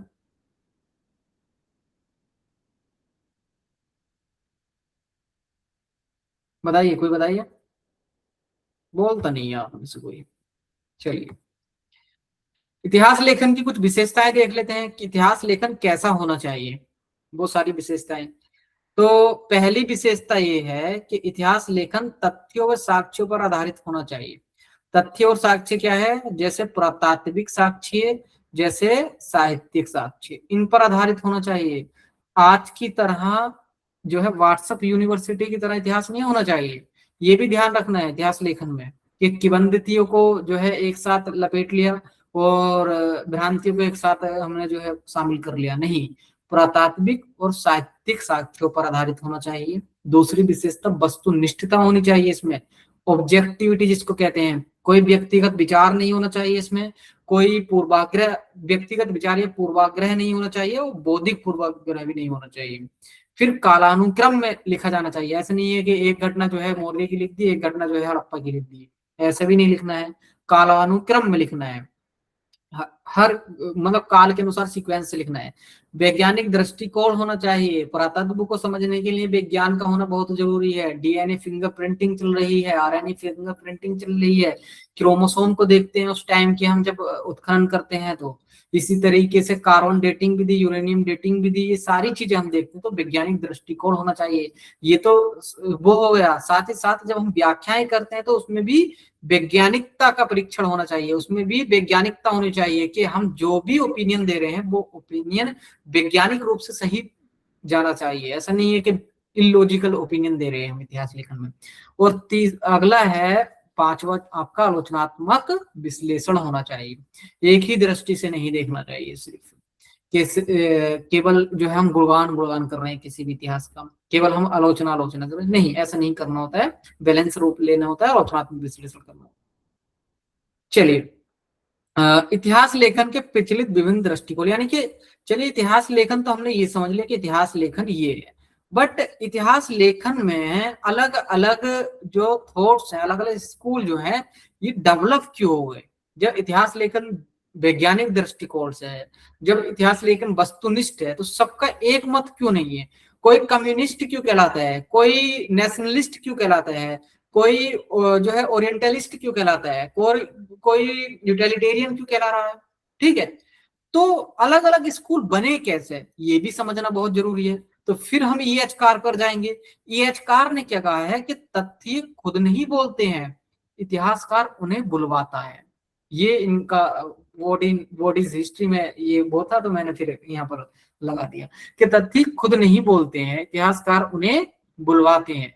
तो उन्हें इसके माध्यम से क्या कहना चाह रहे हैं कि ये कहना ये चाह रहे हैं कि इतिहास में उन्होंने व्हाट इज हिस्ट्री में यह दर्शाने का प्रयास किया कि ऐतिहासिक तथ्य एक होता है, लेकिन ऐतिहासिक तथ्य एक होने के बाद इस तथ्य की को विद्वान अलग अलग विश्लेषण प्रस्तुत करते हैं। साथ ही साथ प्राचीन भारत के इतिहास लेखन को इसी संदर्भ में देखने की आवश्यकता है। इतिहासकार के दृष्टिकोण को समझने के लिए प्रमुख विचारधाराओं स्कूल ऑफ हिस्टोग्राफी या थॉट्स में बांटा जा सकता है। ये तो आपका जब इंटरव्यू होता है तो इंटरव्यू में स्कूल ऑफ हिस्टोग्राफी बहुत चलती है, बार बार पूछते हैं कि आप किस स्कूल ऑफ हिस्टोग्राफी से प्रभावित हो, कौन सा आपको सबसे बेहतर लगता है, कौन सा आपको पसंद नहीं है, ये सारी चीजें पूछते हैं। तो वो जब अभी आपकी समझ बन जाएगी इसमें, तो आज जो हम हिस्टोग्राफी कर लेंगे कंप्लीट, तो फिर कल से स्टार्ट कर देंगे सिलेबस वाइज। तो फिर चलिए देखते हैं अलग अलग हिस्टोग्राफी। पहली है साम्राज्यवादी दृष्टिकोण। साम्राज्यवादी दृष्टिकोण को हम दो पार्ट में डिवाइड करेंगे। एक प्राच्यवादी, जिसको हम ओरिएंटलिस्ट कहते हैं, ठीक है। सेकेंड है उपयोगितावादी, जिसको हम यूटिलिटेरियन कहेंगे। क्लियर? अब प्राच्यवादी इतिहास लेखन की भारत में देखें, प्राचीन भारत के इतिहास का आधुनिक जो अध्ययन हुआ है वो 18वीं सदी से आरंभ हुआ। और ये 18वीं सदी से आरंभ किन लोगों ने किया? ये वही लोग थे जो ब्रिटिश कंपनी में अधिकारी थे, ये प्रशासनिक अधिकारी अलग अलग डिपार्टमेंट में काम कर रहे थे। तो उन्होंने ये सोचा कि हम भारत के का बेहतर तरीके से अध्ययन करके बेहतर तरीके से इस पर जो है शासन कर सकते हैं। वो अलग बात है, अभी आलोचनात्मक दृष्टिकोण देखेंगे तो इन्होंने ही इसका जो है अध्ययन किया। साथ ही इन विद्वानों में कौन कौन शामिल थे, इनको लिख लेना, रट्टा मार लेना। विलियम जोन्स थे, होलहेड थे, विल्किंस थे, कोलबुकर और कनिंघम जैसे विद्वान शामिल थे इनमें। ठीक है, इन विद्वानों को प्राच्यवादी क्यों कहा जाता है? उसका एक रीजन ये है कि इन्होंने भारतीय संस्कृति में गहरी रुचि ली, क्योंकि इन्हें पसंद आया कि भारतीय अतीत का अध्ययन करना इन्हें पसंद था, भारतीय अतीत के बारे में जानना इनको पसंद था, भारतीय साहित्य, भारतीय संस्कृति, भारतीय इतिहास को इन्होंने समझने की कोशिश की, तो इसलिए इन्हें प्राच्यवादी कहते हैं। ठीक है, प्राच्य मतलब एक होता है पाश्चात्य, एक होता है प्राच्य। तो प्राच्य जो पूरब की तरफ है, पाश्चात्य जो पश्चिम की तरफ है, तो इनको जो है प्राच्यवादी कह रहे हैं। दूसरा काम इन्होंने ये किया, जब भारत के बारे में इन्हें पता चला, भारतीय संस्कृतियों के बारे में इन्हें पता चला, तो इन्होंने भारतीय उपलब्धियों को पश्चिम विश्व में रेखांकित उद्घाटित किया, पश्चिमी विश्व में दिखाने का प्रयास किया कि देखिए भारत में, भारत के लोगों में ये समझ थी, ये इनकी संस्कृति थी, ये इनका समाज था, ये इनकी अर्थव्यवस्था थी। ठीक है, इसलिए इनको हम क्या कहते हैं? प्राच्यवादी कह देते हैं। क्लियर? और इन्होंने फिर इसके बाद प्राच्यवादी के यूरोप में भी कई सारे केंद्र बने। पहला ब्रिटेन में बना, दूसरा जर्मनी में बना, तीसरा रूस में बना। ठीक है, जर्मनी में बर्लिन की तुलना जो है बनारस से की जाने लगी थी उस टाइम, क्योंकि बनारस प्राच्यवादी का जो है केंद्र था। तो इसमें हुआ क्या था कि जैसे हम एक जर्मनी के विद्वान है मैक्स मूलर, उन्होंने ना तो भारत की कभी यात्रा की, ना भारत कभी आए, और ना भारत को जाने पे नहीं, बहुत सारी चीजें उन्होंने लिख दी भारत के बारे में कि भारत के लोगों को इतिहास लेखन का कोई कुछ नहीं पता था, भारतीय संस्कृति जो है बिल्कुल पतनशील संस्कृति, ये सारी चीजें बाद में लिखी और निरंकुश शासन दिखाने की कोशिश की इन्होंने। इनको फिर आगे जो है कार्ल मार्क्स और मार्क वेबर जो है, मार्क्स वेबर भी जो है इसी तरीके से लिखता है, एशियाई पद्धति, उत्पादन पद्धति को देता है, वो सारी चीजें आगे भी आगे समझेंगे हम जब सिलेबस पढ़ेंगे। तो सेकेंड है प्राच्यवादी लेखकों का योगदान क्या है। चलिए दोनों चीजें हुई हैं इसमें कि एक तो इनका योगदान भी रहेगा, कुछ इनकी आलोचनात्मक दृष्टि से भी हम विश्लेषण करेंगे। तो पहला इनका योगदान है, बहुत इंपॉर्टेंट है, अच्छे से रट्टा मारना, कि इतिहास के अध्ययन हेतु संस्थाओं का विकास इनकी ही देन है। इतिहास अध्ययन का प्रारंभ ही इन्होंने किया है भारत में आधुनिक दृष्टिकोण से। वैसे परंपरागत दृष्टिकोण से चल ही रहा था, हमारे यहाँ पुराण थे, हमारे यहाँ आत्मकथाएं लिखी जा रही थी, हमारे यहाँ इंस्क्रिप्शंस थे, वो एक अलग जो इतिहास लेखन है। बट आधुनिक दृष्टि से अगर हम देखें तो इतिहास लेखन के अध्ययन हेतु, इतिहास के अध्ययन हेतु संस्थाओं का जो विकास किया है वो प्राच्यवादियों ने किया है। जैसे आपने पढ़ा होगा 1784 में एशियाटिक सोसाइटी ऑफ बंगाल, जिसकी स्थापना विलियम जोन्स करते हैं। तो एक जो योगदान इनका ये हुआ कि संस्थाओं का विकास हो गया। कई सारे एग्जाम्पल दे सकते हैं, Bombay Asiatic Society, Bengal Asiatic Society, ये सारी संस्थाएं जो है इन्होंने एस्टेब्लिश की। तो इनमें इनसे क्या हुआ, इन संस्थाओं ने क्या किया, इन संस्थाओं ने भारतीय प्राचीन ग्रंथों को खोज निकाला। कहीं दबे हुए थे, कहीं खो गए थे, कभी किसी राजघराने के पास थे, तो वो सारे ग्रंथ इन्होंने खोज निकाले, फिर उनका यूरोपीय भाषाओं में अनुवाद किया, फिर भारतीय समझ को, भारतीय संस्कृति को यूरोप जैसे देशों तक जो है पहुंचाने की कोशिश की। तो एक इनका ये भी योगदान है कि भारतीय ग्रंथों की खोज और उनका अध्ययन तथा उनका अनुवाद। जैसा विज्ञान शकुंतलम जो है पहला ग्रंथ है जिसका संस्कृत में जो है अनुवाद हुआ है, यहाँ पर मैंने लिख दिया है। ठीक है, इसके बाद एक तो ऊपर साहित्यिक साक्ष्यों के बारे में हो गए, साहित्यिक स्रोतों के। दूसरा पुरातत्व के महत्व को उद्घाटित भी इन्होंने किया है और 1871 में पुरातात्विक सर्वेक्षण विभाग की स्थापना की इन्होंने, जिसके जो अध्यक्ष थे, प्रीलिम्स में आया था कनिंघम, इस तरीके अलेक्जेंडर कनिंघम री आया था, तो अलेक्जेंडर कनिंघम यही है वो। तो अलेक्जेंडर कनिंघम जो है इसके क्या बने थे, अध्यक्ष बने थे। तो इन्होंने क्या किया, इन्होंने भारत के सिक्के, भारत के अभिलेख, भारत के स्मारक, भारत इन सब का संग्रह किया, अध्ययन किया और फिर एक इतिहास की समझ डेवलप की। ठीक है, भारत में। फोर्थ अगर आपसे पूछे कि और क्या हो सकता है, कि जूलॉजिकल सर्वे ऑफ इंडिया, तो जूलॉजिकल सर्वे ऑफ इंडिया की भी स्थापना इसने की। और इस जूलॉजिकल सर्वे ने अच्छा काम ये किया कि भारत में जैसे रॉबर्ट ब्रूस फुट ने मद्रास से पल्लवरम नामक स्थान से पत्थर का हस्तकुठार निकाला और इसके माध्यम से ये बताने की कोशिश की कि भारत का इतिहास जो है काफी प्राचीन है, पाषाण काल, मध्य पाषाण काल, ये सब चीजें। फिर हम ये भी नहीं नकार सकते कि भारत की प्रथम जो नगरीय सभ्यता है, हड़प्पा सभ्यता, उसका भी तो उद्घाटन इन्होंने किया है। तो फिर उद्घाटन नहीं, उसको भी खोज इन्होंने ही निकाला है। तो ये सभी चीजें क्या है, इनका योगदान है, इनका ऋणी है इस चीज के लिए भारत। ठीक है, बट इनका ऋणी तो बाद में होगा। लेकिन इन्होंने ऐसा किया क्यों, इनकी मंशा क्या थी, ये भी समझना बहुत जरूरी है। डायरेक्ट मेरे 2022 के उसमें पूछा था मुझसे, तो के प्राच्यवादी स्वयं में दिखाई तो दे रहे थे कि प्राच्यवादी हैं, लेकिन वो भी कहीं ना कहीं उपनिवेशिक थे और उपनिवेशिक उद्देश्य से ही प्रभावित थे। तो वो ही सारी चीजें थी। क्यों अध्ययन कर रहे थे, तो पहला जो पॉइंट आप लिखोगे, इसलिए अध्ययन कर रहे थे कि भारत में ब्रिटिश कंपनी का शासन था और किसी भी राज्य पर शासन करने के लिए सबसे महत्वपूर्ण चीज क्या होती है कि उसको समझ लो, पहले उसको अध्ययन कर लो। जब आप समझ लोगे कि कैसे लोग थे यहाँ के, कैसे लोग हैं यहाँ पर, कैसे शासन किया जाता है, तो वो सारी चीजें समझ लोगे, तो इससे ये होगा कि वो बेहतर ढंग से भारत पर नियंत्रण स्थापित कर सकते थे और लॉन्ग टर्म तक स्थापित कर सकते थे। तो एक तो इनकी मंशा ये जाहिर हो गई। सेकेंड मंशा क्या थी, ब्रिटिश शासन को आप देखो, ये भी दिखलाने की कोशिश कर रहे थे कि हम जो है आपकी संस्कृति को लेखित कर रहे हैं, हाँ हम आपकी सभ्यताओं को खोज निकाल रहे हैं, हाँ हम आपके लिए जो है वेलफेयर का काम कर रहे हैं। तो ये अपने शासन को वैधता प्रदान करना चाह रहे थे।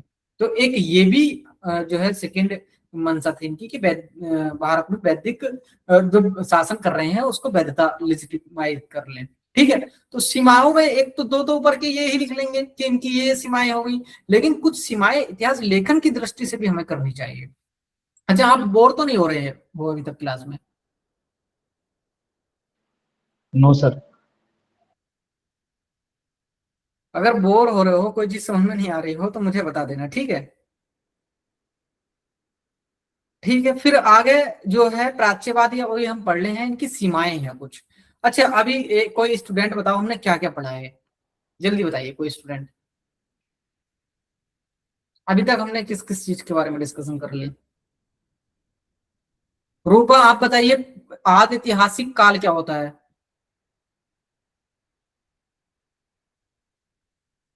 रूपा,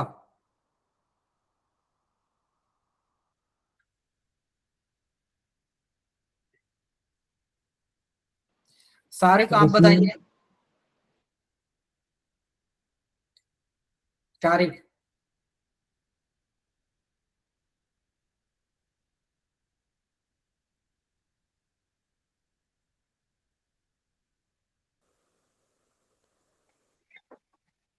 सर इसमें हम्म, साहित्यिक साहित्यिक और पुरातात्विक दोनों पाए जाते हैं, पर साहित्यिक नोटे से सर उसको पढ़ा नहीं गया था सर। हाँ हाँ हाँ।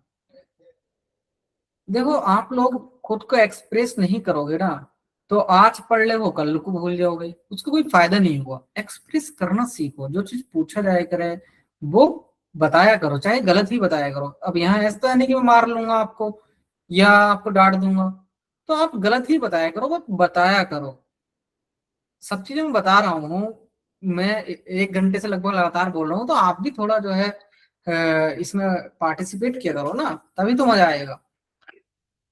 बताइए कोई स्टूडेंट तो बताओ, अभी तक हमने क्या क्या पढ़ लिया, मुझे भी तो याद आए।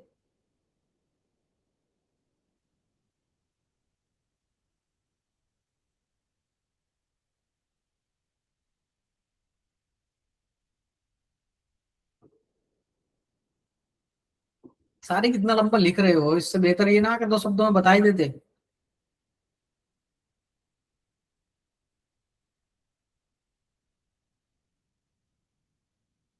हाँ रूपा, बताइए बताइए।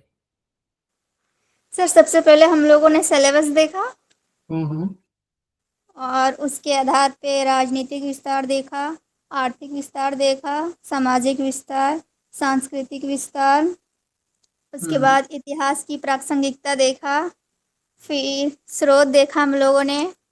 उसके बाद ऐतिहासिक देखा, फिर उसकी विशेषताएं देखी, फिर वो इतिहास की जो अलग अलग जो दृष्टिकोण थी वो हम लोगों ने देखा। फिर कुछ मौर्य साम्राज्य का भी देखा, कि साहित्यिक स्रोत, ठीक, पुरातात्विक स्रोत बढ़िया देखा। बढ़िया, वेरी गुड रूपा, वेरी गुड।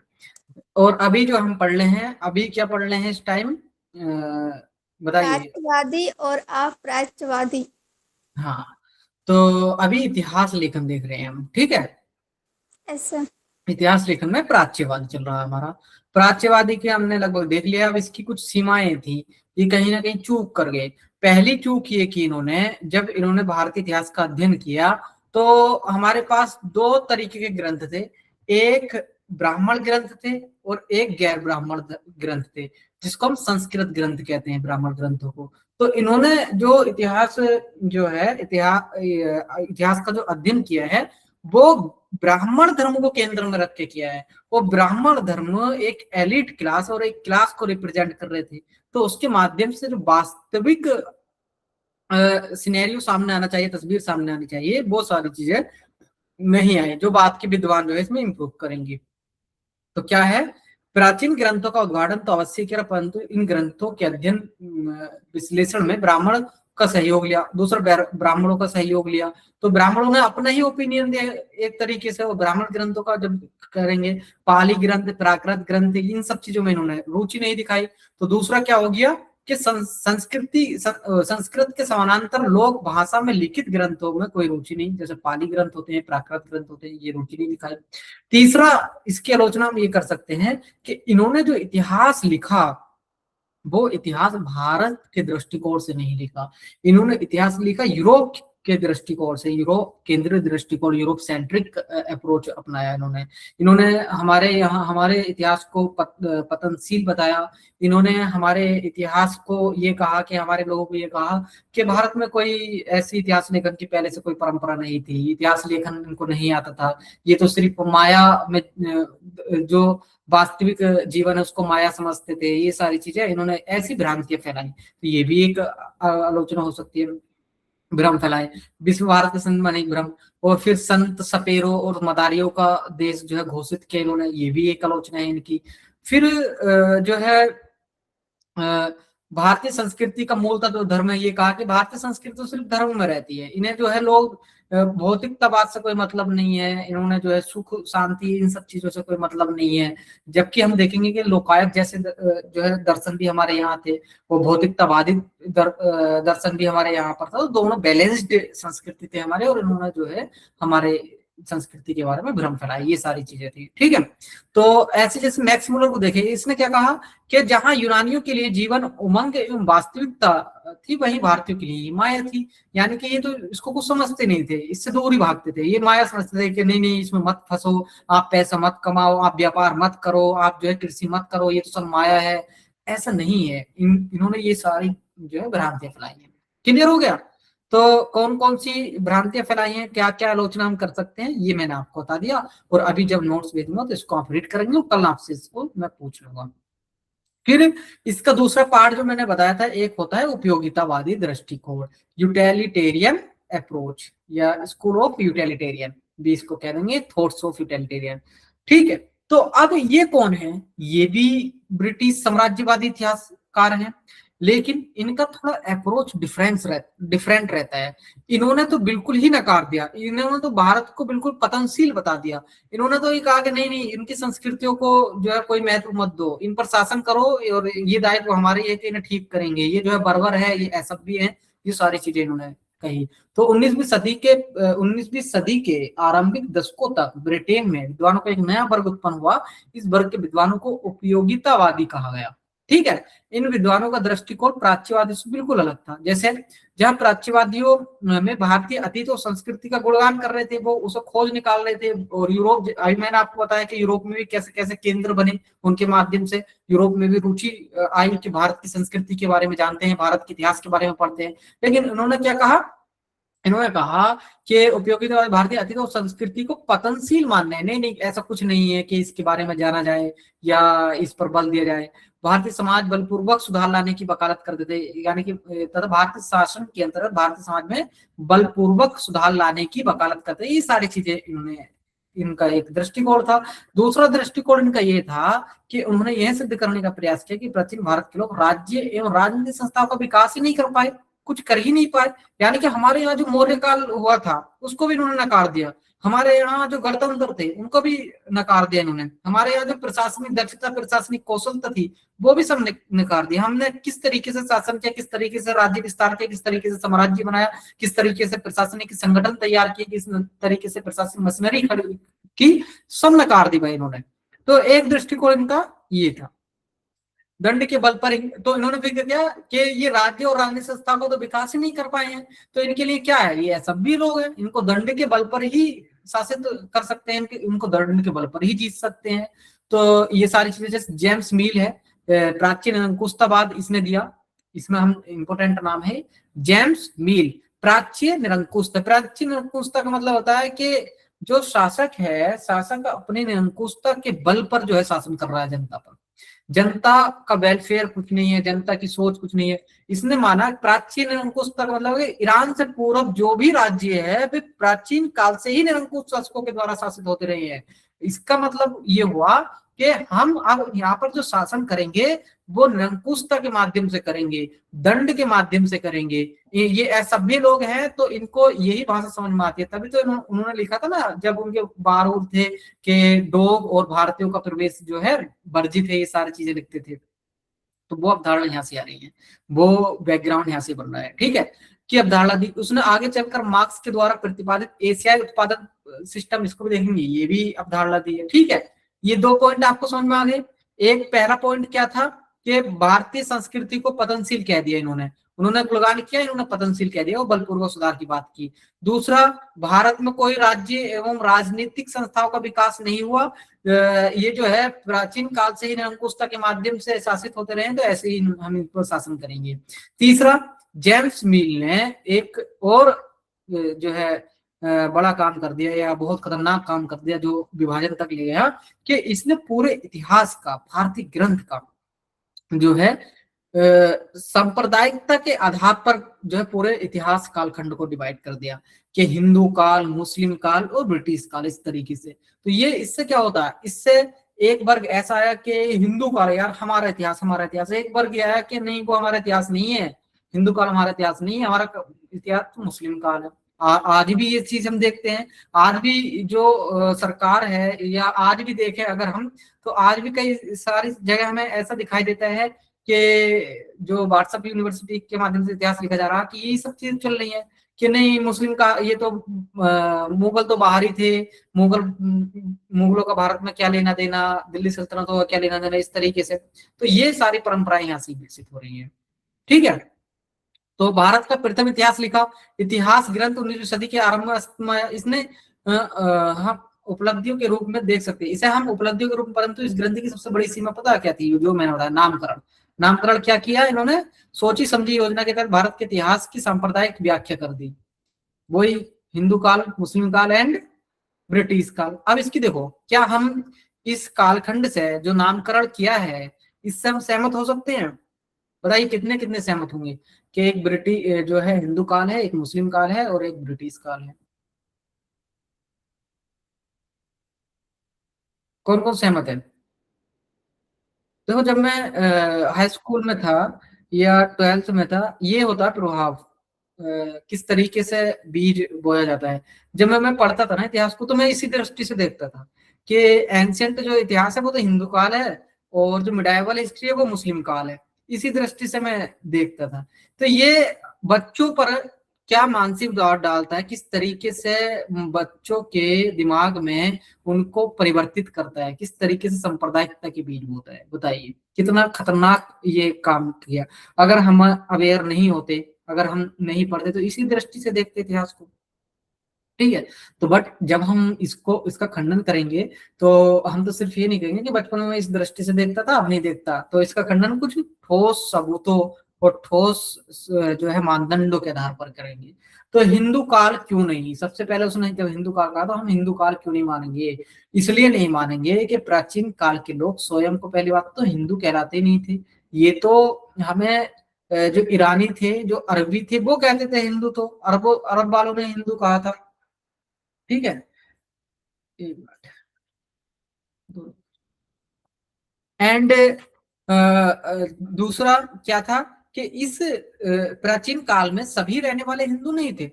इस काल में बौद्ध भी थे, इस काल में जैन भी थे, इस काल में नास्तिक लोग भी थे। कैसे कहेंगे हम हिंदू काल? नहीं कह सकते। दूसरा, इसका खंडन करें कि हिंदू का जो तात्पर्य है यहाँ पर ब्राह्मण धर्म का केंद्र है।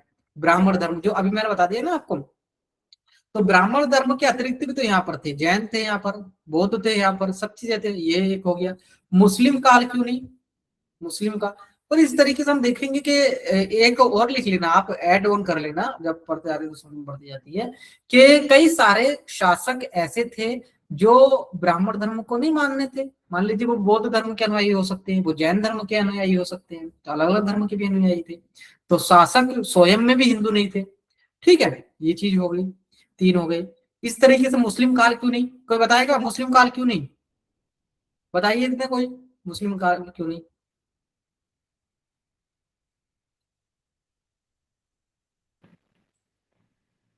सर भाई, जैसे आपने पॉइंट बताया मुस्लिम काल नहीं, क्योंकि यहाँ पर मेजोरिटी में तो यहाँ पे हिंदू ही रहते थे, तो इसको मुस्लिम काल कैसे कह सकते हैं? ठीक है, एक हो गया। शासन और शासन में सर मुगल सल्तनत या दिल्ली सल्तनत में बहुत सारे हिंदू भी काम करते थे सर। कोशिश कीजिए, 2 हो गए।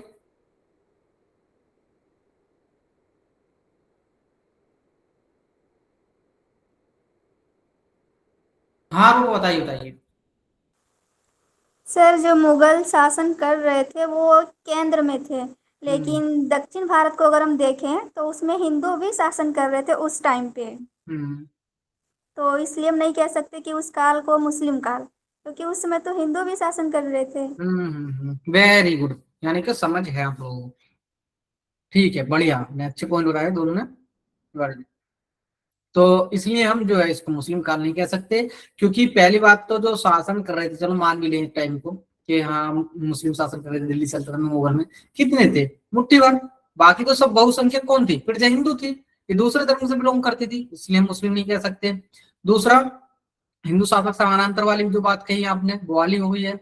तीसरा, बल्कि मुस्लिम काल की अगर इस्लामी शासन की भी स्थापना भी देखें हमारे यहाँ, तो एक काल में तो हुई नहीं है, अलग अलग काल में। कहाँ से कहोगे कि मुस्लिम काल है? ये भी कहना बहुत मुश्किल हो जाएगा। तीसरा, जैसे उन्होंने बताया, क्या नाम है उनका, ओन राजा, पता नहीं क्या नाम लिखा, तो जैसे इन्होंने बताया कि प्रशासन में अगर मुगलों के प्रशासन में देखोगे या फिर दिल्ली सल्तनत के प्रशासन में देखोगे, तो वहां पर तो बहुसंख्यक हिंदू ही है, वहां तो बहुसंख्यक गैर मुस्लिम ही है। किस तरीके से हम डिसाइड करेंगे कि मुस्लिम शासन है, मुस्लिम काल है? अब ब्रिटिश काल के बारे में, ब्रिटिश काल के बारे में जो है, ब्रिटिश काल क्यों नहीं मान सकते, बताइए।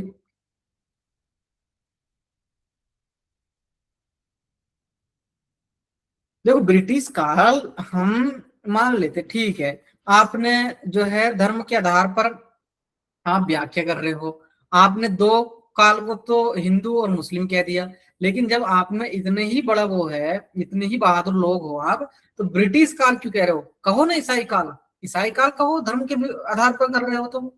फिर दूसरा, आप कैसे कह सकते हो कि ब्रिटिश काल है? हमने तो आपको कभी एक्सेप्ट किया ही नहीं, भारतीय जनता ने कभी एक्सेप्ट किया ही नहीं, आप तो हमेशा विदेशी रहे, तो आप कैसे कह सकते हो कि ब्रिटिश काल?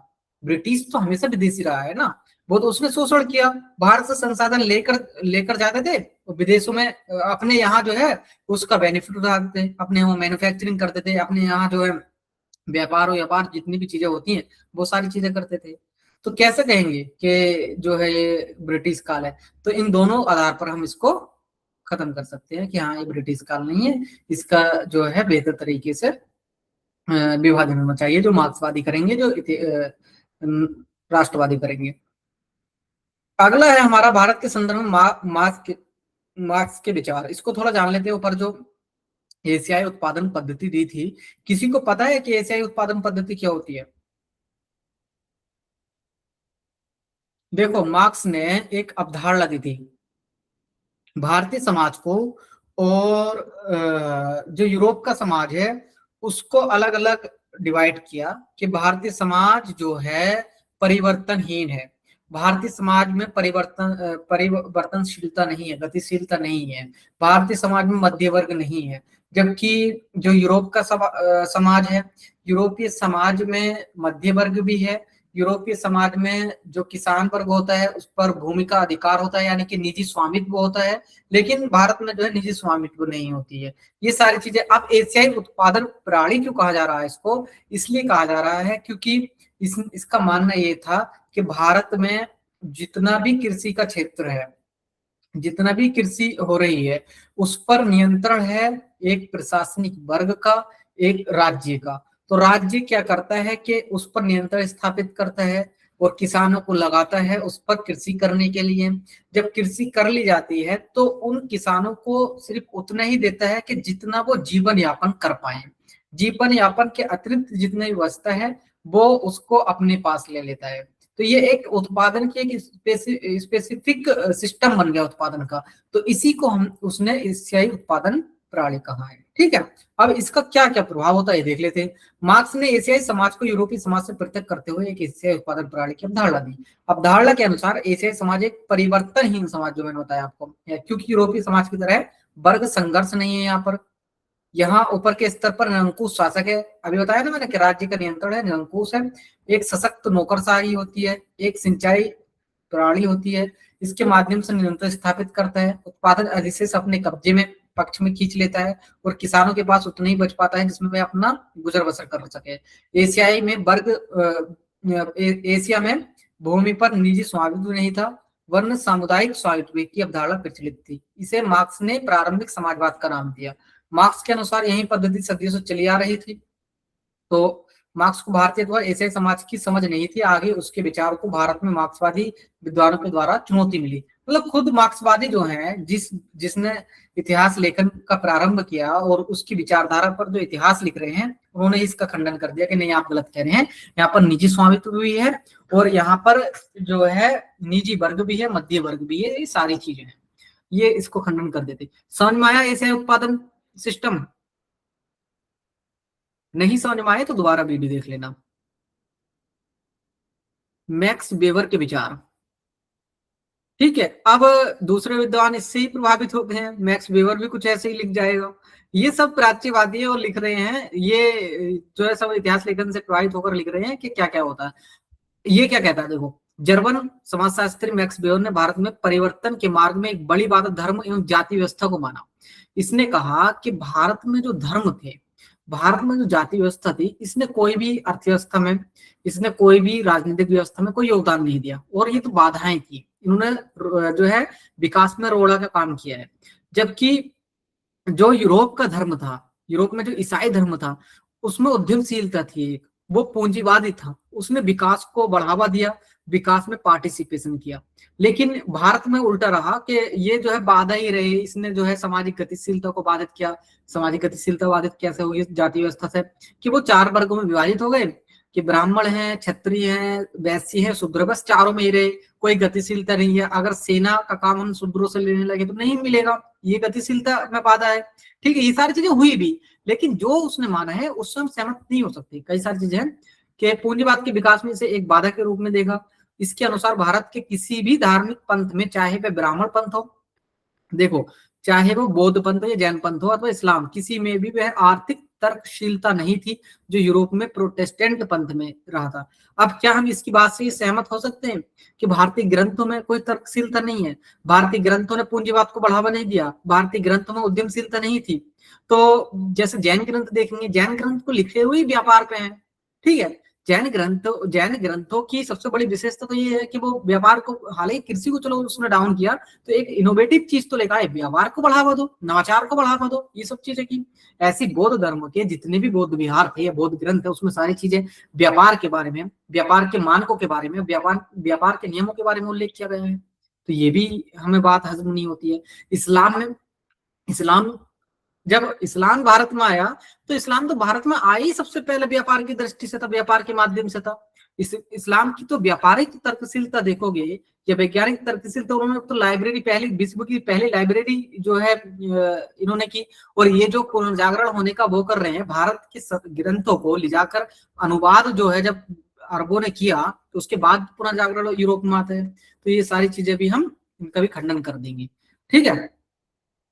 तो ये सारी चीजें हो गई आपकी यहाँ पर। अब आता है हमारा दूसरा राष्ट्रवादी इतिहास लेखन। अच्छा, आप थके तो नहीं है?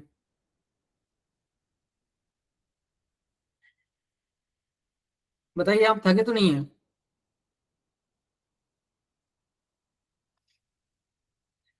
क्लास आगे स्टार्ट की जाए या फिर कल करोगे?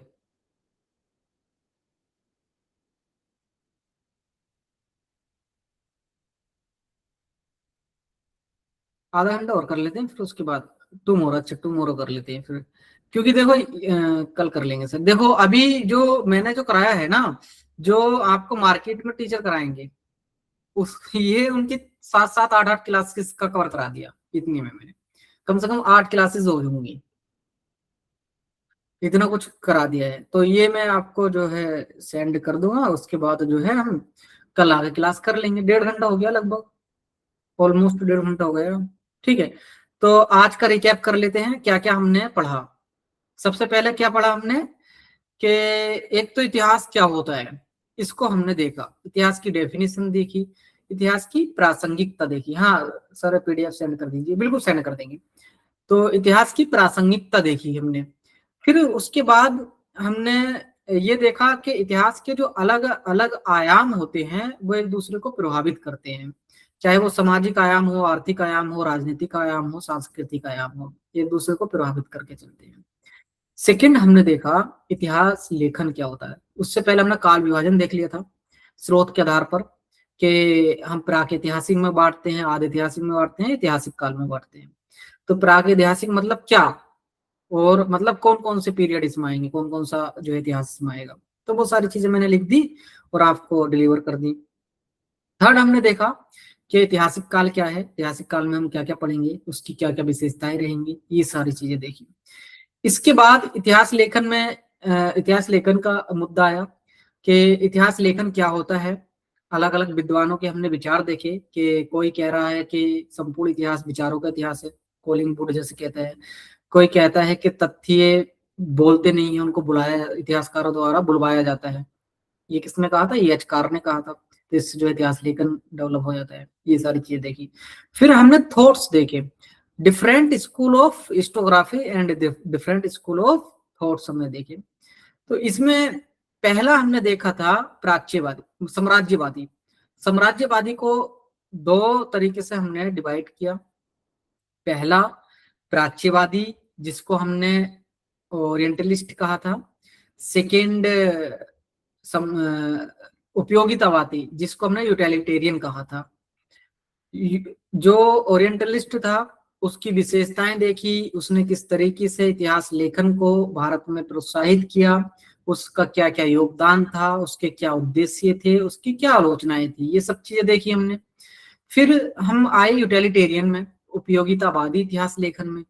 तो उनकी क्या मंशा थी, वो किस तरीके से प्राच्यवादियों से भिन्न थे और उनकी क्या मंशा रही थी, उन्होंने क्या क्या विचार दिए, ये सब चीजें हमने देखी। फिर कुछ कार्ल मार्क्स के विचार देखे हमने, मैक्स वीबर के विचार देखे। तो इतना सब कुछ हमने पढ़ा। और अब जो है हमारा इतिहास लेखन का अगला जो स्कूल है वो है राष्ट्रवादी, स्कूल ऑफ नेशनलिस्ट। तो इसके बारे में हम कल पढ़ेंगे। और जितना भी आपका बाकी हुआ बच गया है, देखो कितना हमने पेज कर लिया है, हमने लगभग 19 पेज कर लिए हैं और 7 पेज बचे हैं। अब तो ज्यादा नहीं बचा है, अब आपको समझ भी आ गई होगी। इतिहास लेखन कंप्लीट हो जाएगा। फिर हमारा जो है इतिहास में कुछ, इतिहास लेखन में कुछ सुधार की बात है, वो सारी चीजें डिस्कशन हो जाएंगी। उसके बाद हम करेंगे टॉपिक नंबर 1 से, सोर्स क्या क्या होते हैं। तो पुरातात्विक सोर्स को व्यापक परिप्रेक्ष्य में देखने की कोशिश करेंगे और साथ ही साथ साहित्यिक सोर्स को जो है व्यापक परिप्रेक्ष्य में देखने की कोशिश करेंगे। तो आज की जो क्लास यहीं पर खत्म करते हैं और कल मिलते हैं, ठीक है? Okay sir, thank you sir. ठीक है।